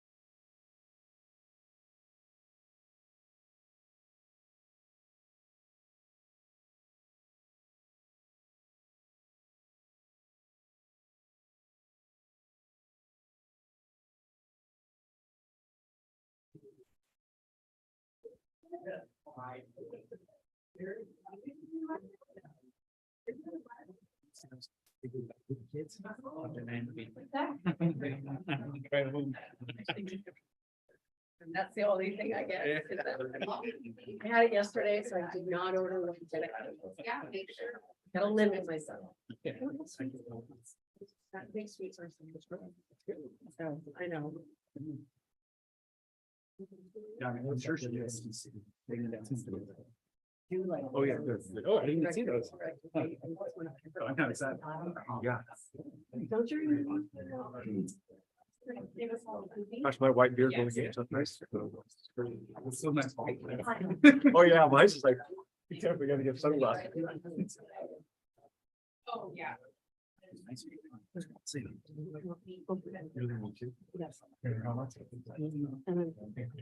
Next meeting. Oh, okay. Yeah, I don't think you're never, you never.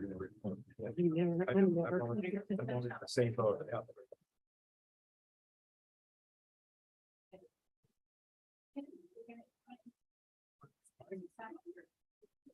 Leave it. I saw people in my wheelchair. Pregnant with me and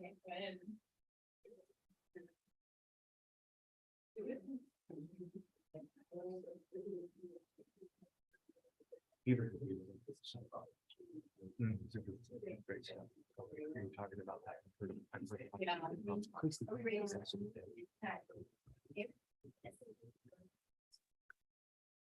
Welcome back, everyone, to our Land Conservation and Development Commission meeting, Friday afternoon, January 27th. We'll reconvene now, and I will convene our retreat portion of our meeting this afternoon. And I turning it over to our Deputy Director, Kirsten Green.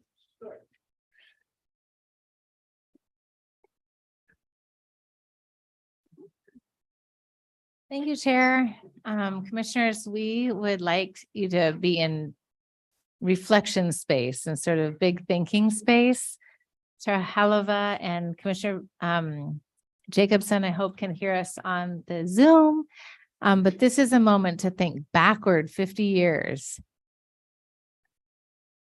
and forward 50 years. So we're, Director Bateman has been leading us in getting ready for the 50th year anniversary of the land use planning system. I'm not going to prime the pump any more than that, but we'd love to hear from you about any successes that come to your mind. Don't think of, you don't have to think about it too much, sort of like pop quiz, and any challenges you think that we should be mindful of as we build our work plans to go forward into the next 50 years of the land use planning program.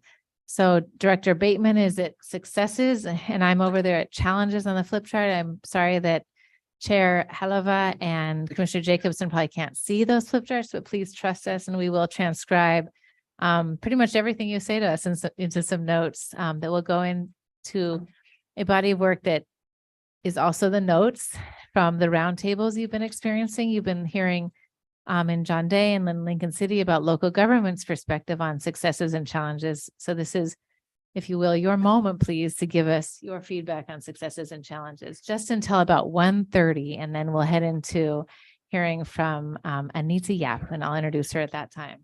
Thank you.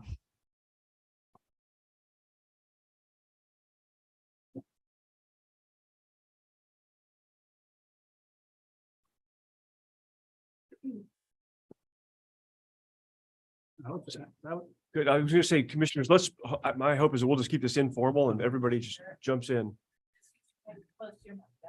So I would say the climate friendly and equitable communities rulemaking is a success, but it's also a challenge.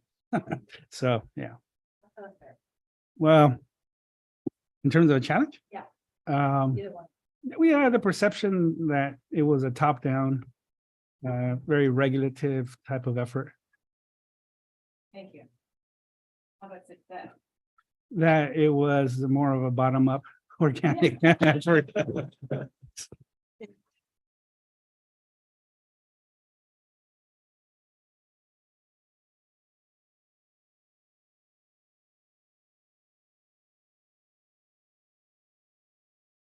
Can you repeat what it is you were looking for, please? I did not. So this is successes, no problem. Successes and challenges of the 50 years of the land use planning system. No big deal. Just the entire program, successes and challenges. So big thinking here, please. I have a couple. I'll probably think of more as we go through this, but just off the top of my head, I mean, look, thinking 50 years. I mean, the fact that we still have farm and forest land in Oregon, I think is a huge success. Huge success in Oregon. The other thing, which was a bill, but I still think of it as land use, is that we have public beaches in Oregon, which was the beach bill. So hugely important, or that would have been developed as it was in other states. Katie, Yeah. Commissioner Jacobson, I don't know if it's your volume or we'll see if it's ours, but we can barely hear you. How about now? Awesome. Is that better? Okay, my microphone slipped down off my computer, so I think that was the problem. Okay, so did you hear that, or should I repeat it? Yeah, farms and forests and beaches. Yeah, farms, forest, and public beaches. I guess in terms of challenges, one of the things that I see that DLCD has not addressed in a uniform way, and I think it needs to be, is short-term rentals. I think a lot of communities are hit very hard with that. Is it business in a residential zone? Is it not? Is it a traveler's accommodations? Is it not?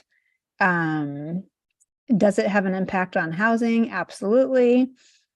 So I do think that is something that needs some type of statewide lens on it. Each community is kind of trying to struggle with this and figure out different solutions. There's been ballot measures that have failed. There's been some local things that have been successful and not.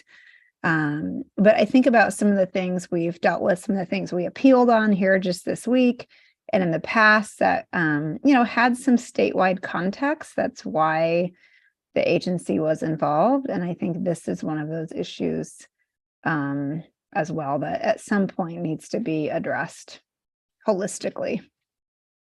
And that's my thoughts for now. Like I said, I'm sure I'll come up with more as I kind of go through the exercise, but those are the ones that come up in my mind now.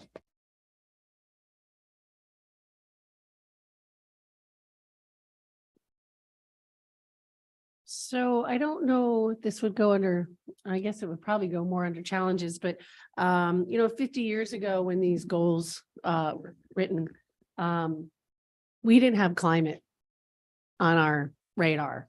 So I don't know where that would go, but yeah, I think it's something that we should be looking at in our goals. Just, I don't like climate change. Yeah. Yes. Thank you. I'll mention it. I was not going to say all my things, yeah, but I was good. just going to respond to the climate issue. It's like we didn't have climate as a part of the goals, but by the fact of limiting sprawl, reducing, impervious surfaces, right? Giving land to productive agriculture uses, we were like addressing climate issues and environmental issues without the understanding of like the global climate crisis at that time. So I agree with you, and I also want to push back that it was there. It's just the speed and the rapidness. It better positions us. How about that? I think it was there. It just wasn't the urgency, the depth of it wasn't understood at that time. So Barbara, I agree, but so what I think about too is in the urban, about neighborhoods that don't have trees. So it's very hot, it's overheated. So I think about that, not so much sprawl with climate, but just the urban part of what communities looks like to mitigate climate. Yes, I agree with that.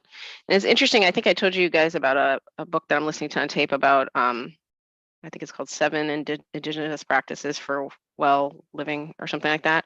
And it was just a radical, to me, way of, it shouldn't be that radical, way of thinking about even urban areas as nature. Like if we thought of urban areas as nature, we would treat urban areas differently. So just that was a good knowledge that I've taken with me in that regard. That kind of goes to your comment, Commissioner Boyer. I'll add a few. I want to start with the biggest one. I think the statewide planning program has kept Oregon.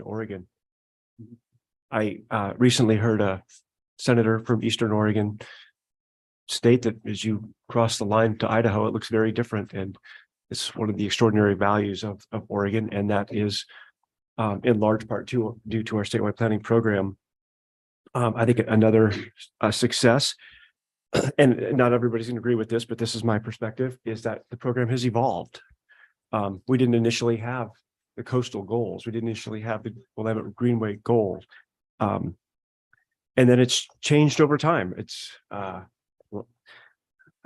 just stay on the controversial topics. It added destination resorts, good, bad, or otherwise, agritourism. It's continued to evolve and change in many ways. And I don't think everybody recognizes how much it has changed and continues to change.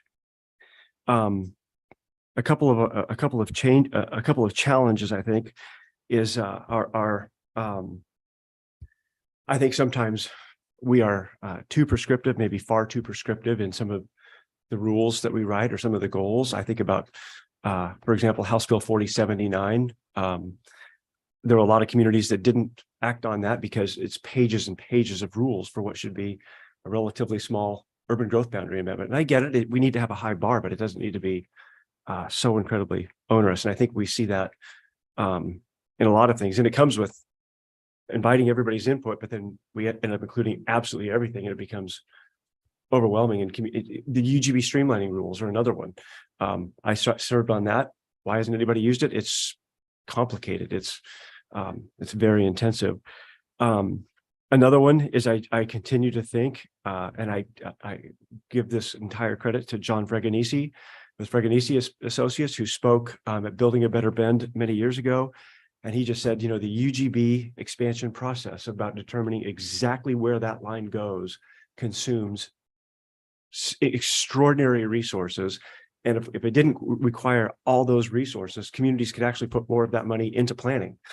What happens inside that boundary, the downtown planning, into the corridor planning, into neighborhood planning, into all the other planning, and of course, after our discussion this morning, into public participation. So it just, it's such a legalistic system, and there are values to that, but it comes at the expense because there's only so many resources that we don't put as many of those into planning as we otherwise could. So those are a few of my initial thoughts. Can I push back a little bit on that? Yeah. Sorry. So at some point in the future, I would like, and I know you said it's complicated, but I'd love to learn what the steps are of a UGB expansion as a commission member. I would. I mean, maybe not the whole big, but just, kind of walk us through some of the steps. And the reason why I push back on that is 80% of the UGB expansions are approved. So that just seems, I don't know, that's a big number to me. And so is it that difficult? I mean, I guess I want to know more. Yeah, I'd love to discuss it. I just don't want to take it down that path because I think it's really worth a. That's right, Chair. And I know that Gordon's here and listening about the complexity of the UGB expansion system, and hear your request about wanting some additional information. Thank you.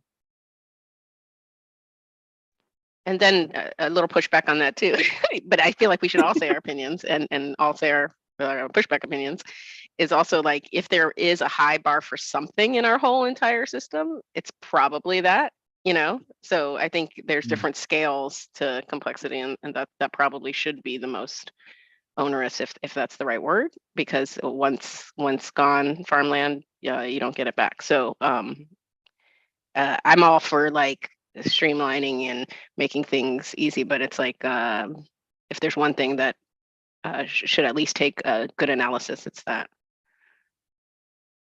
I'm just going to respond. I'm not saying it shouldn't be a good rigorous analysis in any way, shape or form. So I'm not going to I won't debate it, but I'll just leave it at that.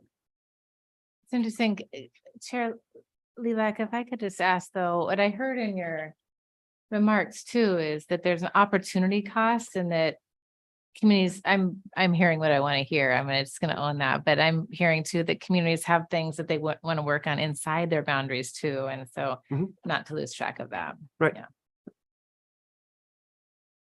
Other commissioners that haven't spoken yet, please.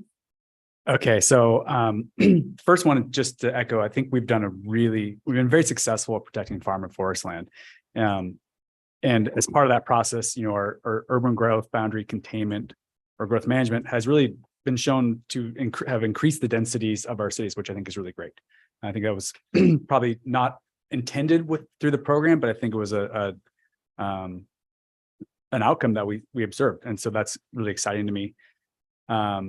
I also think we've done an amazing job with having public support for the program. Over the last 50 years, it's been tried and tried and tried and tried again, and continues to still be upheld, which I think is really, it speaks to the program in itself. I also think that we've led in a lot of land use around just around the nation and around the world in many ways. People look at the Oregon example through lots of different lenses, good and bad. And I think the system itself is positioned very well to adapt and to change. And I think we continue to do that. On the challenges side of things, I really see, the auto-dependent nature of a lot of our cities to be a major challenge for us moving forward. And I think wildfire is also going to be a challenge too. Our wildland urban interfaces continue to grow, even though we have very strong containment strategies for our cities. We are still seeing that growth within the wildland urban interface. And I don't know how or what the best way to address that is, but I think that the land use system is a good start. And lastly, I think on the challenges is just the complicated and complex nature of the system overall. I think CFEC is a prime example of that. To kind of illustrate that is that it's a lot of just understanding the land use system for most of our community that are not trained in land use is a real challenge, and it's a big barrier, I think, for implementing goal 1 for us. Sorry. Yeah. Loud. That's all I have. Thank you. I think for me, I would echo a lot of the successes of kind of at the high level around land use planning in Oregon. And I think one of the ways I'd frame it is that the system is working. The system that we've designed is working. And that the potential challenge, the flip side of that challenge is it a system that's working in a way to perpetuate an equitable intent, right? And so I think that's an examination we need to make of that system and the system overall and the individual pieces. And I think we're seeing that work come forward. I think we're going to talk about some this afternoon. And so, it comes with that equity focus, I think.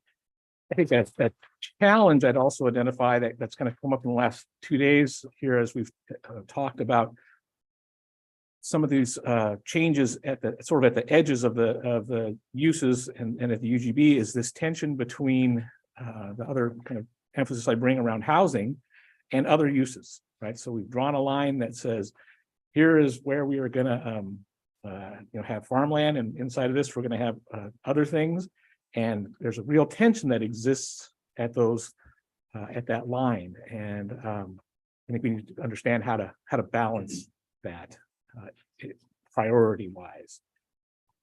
And I think there are also creative solutions to relieving that tension that don't necessarily involve a line, such as efficiency measures inside the UGB. Are there ways to buffer that line on the outside of it then, so that it's not an either or? So those are the two that come to mind.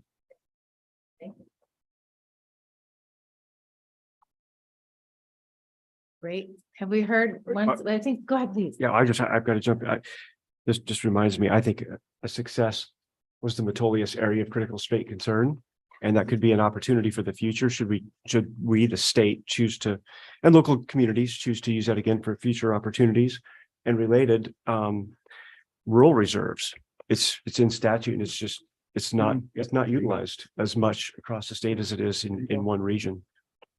Thank you. Good, please, Commissioner Sandoval.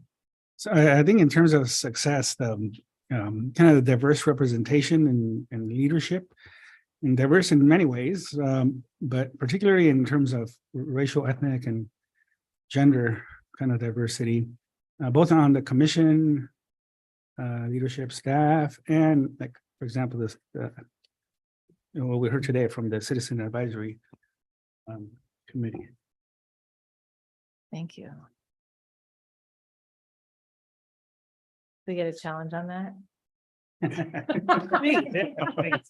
It is. Feel like we have so far to go. Yeah. And I was going to say that change has only happened in the last 5 years. So change can happen. Positive change can happen in a shorter amount of time period than I would have ever understood. And I think that cuts across the work of the department and the state overall, because it's and the way you get there is through intention, right? And I think that's what we've seen and what we felt. Certainly, that's I don't know that I would have showed up here had I not felt that intention in what Director Rue was doing, what Deputy Director Green was doing, and the work that's being done right here in this room with this commission.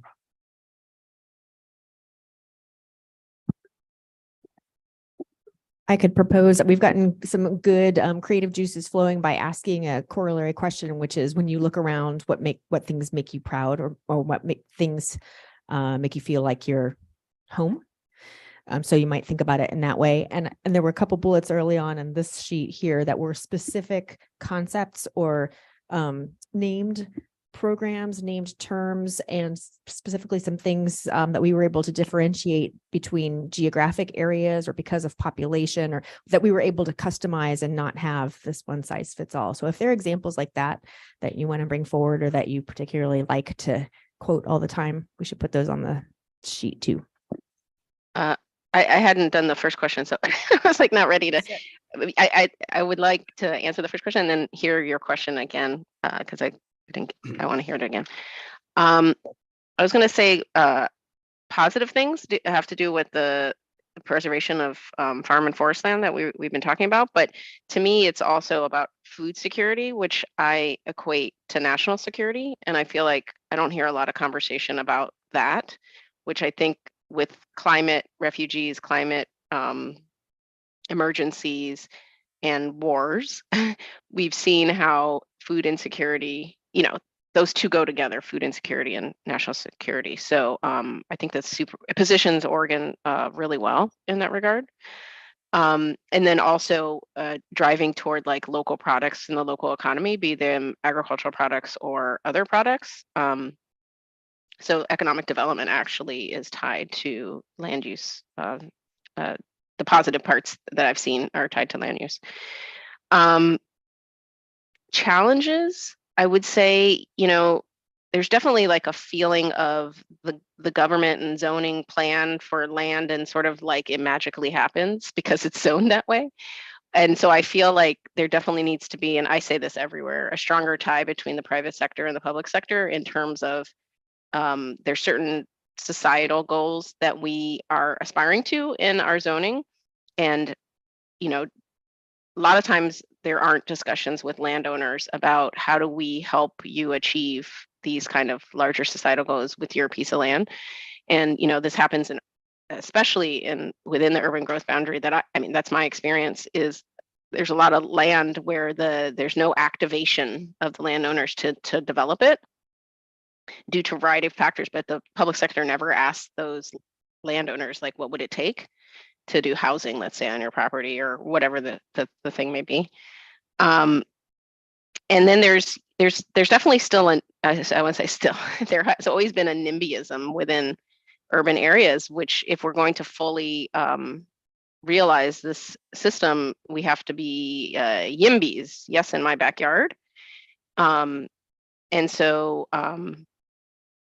people being in the private, the public sector being more proactive in that way, where I think the largest, and this goes back to the community involvement work, it's like the largest voices have been the ones with, homeowners, resources, power. They're like, we want to not let anybody else participate in kind of the development that we've had in our urban area, even though we've benefited from that through buying our home or whatever the case may be. And that the public sector shouldn't be supportive of that. And so that's the tension that I was talking about between public participation, the way it's been done in the past, versus the actual citizenry and planning for, let's say, rental housing and affordable housing in communities. The public sector has to take a more strong approach on, we're not just doing this for some people, we're doing this for all people. And then the other thing was messaging. It's sort of what we talked about, education and messaging for the new generation. It's like anybody who moves to Oregon and or kids or whoever grows up here benefits from all of these land use planning efforts that have been done, but there's like a generation knowledge gap that's happened. And so they don't know why it is that way. And so then you can start making decisions that erode that. And you won't, like we said, you won't figure out you did that till 20 years from now. And then you'll be like, oh my, why did we do that? So there definitely has to be, we have not been proactive with our messaging around the benefits of land use planning. Can I follow up what the chair is saying on a couple of points? Because Chair Holova, when you brought up NIMBYism, it initiated for me a thought around whether or not the land use system might actually be empowering NIMBYs, right? By us defining what goes where, is that sending a message to folks that I can defend that? Again, it's the chicken and the egg, right? Does the land use system reflect what a community wants, or is the community developing in the way that we've put down a land use system? I don't know which of those two, but it reminded me of that. Yeah, well, it's interesting because I've talked about the project that I had that was opposed in a community. The zoning I was doing was in compliance. It wasn't out of compliance. Had been there for, I don't know, 10 years, 20 years, for a very long time. But people didn't, when they bought their house, they didn't realize that, And so that whole system there would have worked out to build the needed housing, let's say, in that community, except for the power that was given to certain voices in the method in which public participation was taken, to prevent, let's say, rental housing, because some homeowners in historic houses didn't like that. So is that the land use, or is that the process of empowering voices or disempowering other ones? I didn't see it as pure land use. I saw it as the latter.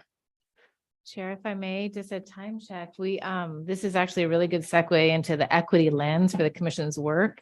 Some of these are very tied, but if we could, Anita is here for our workshop until 3:30. Maybe we can shift a little bit of time if you can stay a little bit longer. Maybe for about 10 more minutes, they'll take a 5-minute break and get set up for Anita's workshop. Is that okay, Chair? Thanks. Yeah, that sounds great. I would just like to offer Steve Shipsey the opportunity, because he's been an extension of our commission That's for so half kind of the you. program's history, if that's okay. Look out. I really appreciate that, because I had a couple reactions on the issue of whether or not we planned for climate. Climate manifests itself generally in natural hazards. So we do have an entire goal on it. And so we were, may not have been climate per se, but the effects of climate have been to a degree accounted for. And then the other reaction I had was with regard to UGB expansions. From where I've sat, where I've seen them go really well is when they were local government initiated, and it was a review kind of under the framework of the rules. Where I've seen them kind of go astray is when it was a particular landowner initiated, and it was trying to use the rules to get to a specific outcome. And so I think it's worked both ways, and the ones that have gotten tied up and gone to court have often been the ones that there was a kind of preconceived outcome before they started the process. Thank you. Thank you. Other commissioners, please, Commissioner Warren. I just want to offer one more challenge, and I think that's building relationship with tribes. I think thank that's going to continue to be a challenge for us, and just once again, would like to encourage us to continue to do that work. And I appreciate the director starting and continuing that work too. I've got to offer one more opportunity, potentially. As the programs evolve, just my other thinking, is there the opportunity for it to evolve to include some like a high desert zone? Another resource zone that would be more tailored to, just like we created the coastal goals to address coastal issues, the Willamette Greenway to address those unique issues. Is there an opportunity to create a high desert zone that may be different from the EFU zone? And I don't know if that's a challenge. I would call it, I don't know which one's doing which, but I would call it an opportunity to consider some concept like that. And it would be a resource zone. Desert, you're down. I just call it a high desert zone, but it would be a third resource zone, but it would be unique to Eastern Oregon, maybe southern parts. I don't know. Maybe there's something, but there could be something different for Southern Oregon. It just, as the program continues to evolve, are there other opportunities for? Yeah, thank you. So one of the challenges, something stuck with me with one of the planners when we were in John Day. And she said, when somebody comes in the door, her first answer is always no. And then I want somebody to come in the door and have the answer be yes, and we'll figure it out. But that stuck with me when we were in John Day, that her first answer more than half the time is no. So I don't know. I'd like the first answer to be yes. But and figure it out, but. Right. Hopefully they are getting those permits with the yes. But I think it goes to Chair Halova's point of being proactive and getting to yes. Yeah, I was going to say, any final comments, particularly because I can't see if Commissioner Jacobson or Chair Halova have any final remarks.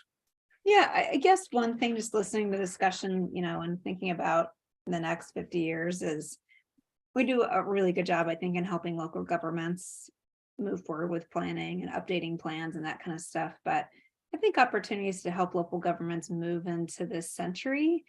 I think a lot of smaller governments don't have a lot of online access to planning materials. Still pretty kind of old school way of doing things. And, it's a significant expense to put a lot of those things online and digitize, but it does do a lot for inclusion. It does a lot for people having accessibility of those things. So I guess that's just, again, in the weeds, but I think that's something we can look at as an agency in the next 50 years is helping governance, local governments be more on board with digitization and just doing things more remotely.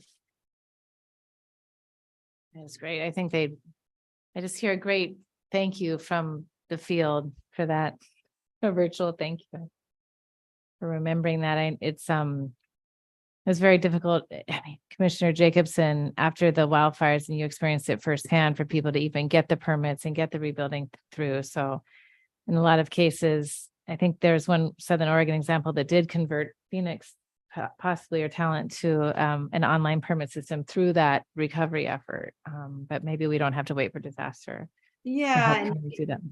the problem is in a situation like that we don't have the staff to do it, and we're frankly probably never going to have enough staff.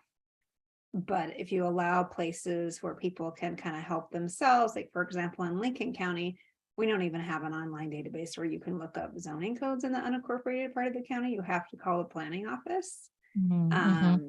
And that one thing being digitized, which we're working on right now, means less call to staff, right? And then their resources are freed up to do things that you can't do online. Good. Thank you. Director Bateman, does this give you some good food for thought for the 50th? That's awesome.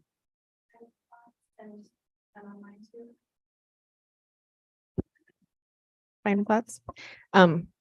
We could continue this conversation as well, because I think there was more that we were going to say. Or sorry, Brenda, you did have a prompt. Well, it was a prompt. It was not a new question. It was just another way of thinking about it. Things that make you proud, things that, make you believe you're home. What might be another way of thinking about successes or challenges.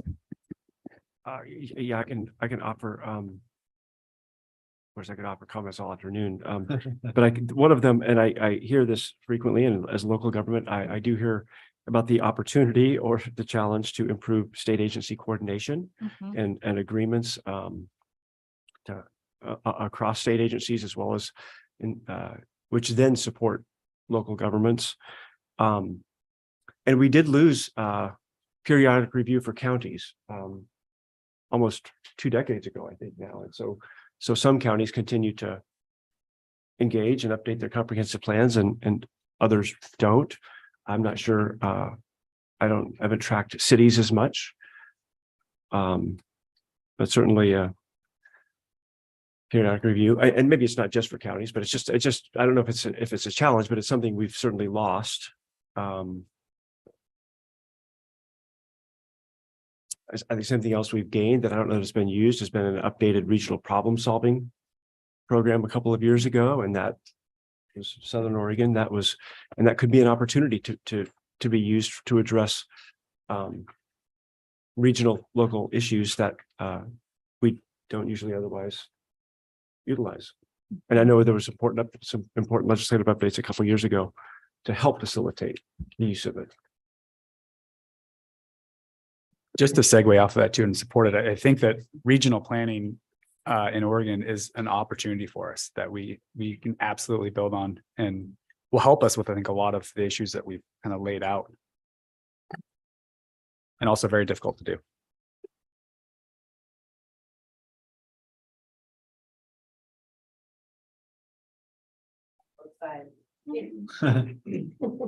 So we've now just about reached the 10-minute extension mark. Well, thank you for asking. Good, yeah. Then Director Bateman has a survey on our website. So if you have more thoughts, head in there or send it to people you know or that are complaining. Be like, please tell the department directly. It's right there on our banner. And I think Director plans to send that out to kind of community at large this spring before, what's the date? I know you all know it. 4th. Yes, excellent. May 24th in the state capitol. So I look forward to seeing you there and having a moment of celebration, then digging right back in to continue the work. So thanks for your leadership and your guidance today. If we could just take a tiny little break, you guys be at ease for about 5 minutes while we set up some flip charts, more flip charts around the room. If you thought this was good, Great, thank you. Just wait. We'll break for 5 minutes and return at 1:45-ish.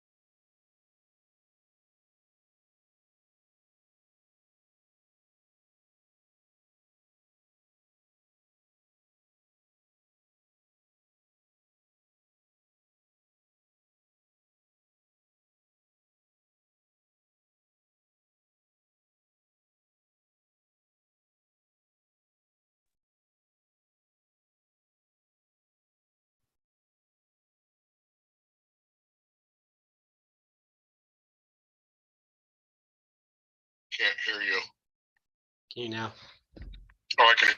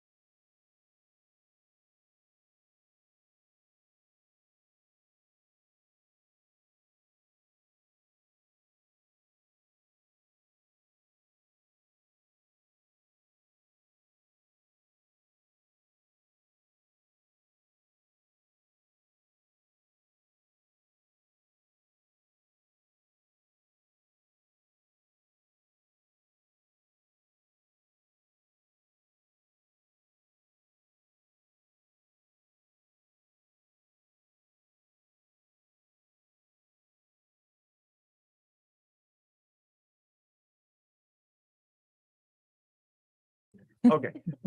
Welcome back, everyone, for the afternoon session, our last session of the day. And if I may, I'll turn it over to Anita Yap. Welcome. We're so glad you're here. Actually, let me turn it over to our Deputy Director, Kirsten Green. To go from here. Thank you. Thanks, Chair, AKA Miss Bossy Pants. But I just want the opportunity to properly introduce our luminary, Anita Yap. Thanks, Chair and Vice Chair and members of the commission. I'm the Deputy Director, and Anita Yap comes to us with just a few years of experience in the land use planning program in Oregon, but she's also a specialist in diversity, equity, and inclusion. Anita, some of you have worked with her in Lane County or Lane Transit District or LCOG or Bend or the U.S. Forest Service or Damascus. But Anita brings a personal and professional experience that's unlike others in Oregon. She beat out 10 competitors to be our consultant for the DLCD's first diversity, equity, and inclusion action plan. So we're so pleased. She's given staff 3 trainings, which were the highest priorities as identified by staff in our DEI work plan. Those were race and place, which you're about to get a little tiny taste of today, bias, implicit bias, and also microaggressions. So those have been really active, fun workshops with staff. We get really high remarks. Everyone has a really good time. And we had budgeted for just 1 training for commission as well. And we thought, that's great. Then we made it 2. And then we thought of even a better use of time, if that's okay with the commission. We have Anita advising us on the strategic plan, equitable planning and engagement. But Maria Florencia Aguilar and other staff at DLCD have done such a good job with that focus area that we had some extra budget. And so we thought, what about an equity lens for policymaking for the commission? So that's what brings Anita. She kindly reworked her scope of work for us to see, just go one step further and see, okay, we have public participation guidelines that the commission has made for staff and the CIAC, but what about equity? So today is actually the first step in just an exploration of an equity lens. What is it? How could it benefit the commission and by association staff and our work? And then Anita has saved some budget to come back with us in April to give you a draft equity lens for policymaking. So really grateful. Thank you, Anita. And she is with us till about probably 3:45 since we ran late a bit there. But I just so happy that you're going to be able to work with Anita this afternoon. Anita, thank you. Thanks, Kirsten. And hi, Commission. It's really great to see you. I wanted to say I'm really grateful for all of you for the hard work that you have to do as a LCDC Commission. I've been a planner for over 25 years here in Oregon, not now in Portland, but I've worked all around the state. I was in Bend for 10 years, worked for Deschutes County, City of Bend. I was in Eugene, regional government, transit district, a lot of small cities doing everything, as you know. And then I was in Damascus. I worked at the Housing Authority, Oregon Health Authority, and Health Equity, which was really interesting, and nonprofits, DEQ. So have been around quite a bit around the state. And it's really great to see some of you that I know for a long time. Nick, Alan, he went to high school with my brother. So it's a small world. So, and I love it, and I have to say, I've been, the terms DEI or, diversity, equity, inclusion, justice has changed and evolved over the years. I was an AICP back in the 90s and had been pushing for diversity and inclusion and never got much traction. I was on the APA board for several years. I was also the president of the city planning directors through the League of Oregon Cities for several years as well, but not a lot of interest, actually. My personal experience has been challenging in Oregon, if you can imagine. In a previous life, I was a forester. So I worked in the Wallowa-Whitman National Forest out in Halfway on the Pine District. I worked on the Coast Range as well for OSU's School of Forestry. I was a wildland firefighter, did pre-commercial thinning. So I kind of know some things. So I got an environmental background, transit housing. So I love Oregon, even though it's been really, really challenging to live here, and especially as a professional. So I'm really grateful that you all are taking this on, and just to see the momentum over the last few years, especially at the state level, is great. So what I'm going to be doing with you is we're going to do a little bit of a warm-up, a little history kind of mixer. And then we're going to talk a little bit about equity lens, what it is, what are some best practices, also for you to share if you have any thoughts or ideas. This is more than just a training, it's really a workshop. We're going to be co-creating an equity lens and components, so it'll be really interactive, and I really encourage you to talk with each other and ask me questions. I am by no means an expert, but obviously, when I started doing this in 2012, it was one of the first ones. I did as you saw, a comp plan evaluation of City of Portland on their equity evaluation. And it was even before some of the big things through governing for racial equity and things that have come out. So it's something that I've been really pushing for, just because I know it's important for communities. And so I'm really, really happy to see that we're doing this. So with that, what we're going to do is warm you up a little bit. And then this is a exercise I've done. It started out through Oregon Humanities conversation projects. You may have heard those. And we prepare kind of a little hour-and-a-half workshop, and then folks can choose to have us come work with them or do this conversation project. So mine was Race in Place, and it's about Oregon's history of racism and resilience. So there's lots of resources out there. So I adapted kind of how we did this workshop. It's mostly for conversation. Like I said, for hour-and-a-half. We did it with the LCD staff, but I've been all around the state. I've been over in Eastern Oregon. I've been on the South Coast, Central Oregon, Mid-Valley, Southern, all kinds of places. Usually these are for people who are interested in this. But the intent, I'm not a historian, but the intent is to get people understanding and talking to each other about the impact of racism and also resilience of communities in Oregon in different places. So with that, I'm going to get us started. We're going to just do a shortened version just to kind of warm you up. How many people are history buffs or know all about Oregon's history? Oh, good. This is pretty good. That's kind of where I am too. I've learned a lot. This is great. So what I want you to do, I'm going to just have you going to think about like a time and a place where you really felt comfortable, at home, and safe. And just I'm going to just give you like 20 seconds thinking about that, because this is going to ground you in as we look at this history.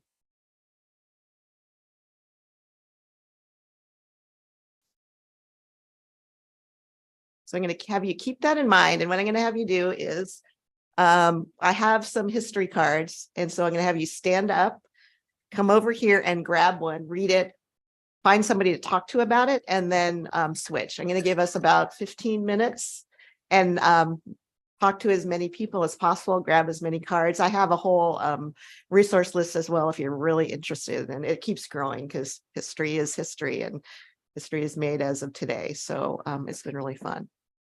So with that, I'm going to have you stand up and then come on over here. Thank you. And then Commissioner Jacobson and Halova on the phone. Oh, right. Have Sorry. a document. Do we put Yeah, the I'm going to ask for instructions. John, perhaps, or Jan to help. Do we put them in a breakout? Well, they could be I think it'd be good if they're in a breakout. So there's instructions on there there's about 10 history facts for you to read to each other and then have a discussion over the next 15 minutes. Thank Okay? you. All right. And the rest of us will mute. If we could mute the. Okay, so I guess I And didn't. are we, hopefully our conversation is not live streaming. The two of us just. But we by can always ourselves. call each other if you want to do that. Yeah, let's do that. Okay. We have our list. Yeah, and we can just call each other. Okay. Okay. I think I have you on my phone. Let me see. Okay. I'm going I to do. mute Okay. now. I'm going to mute and call you.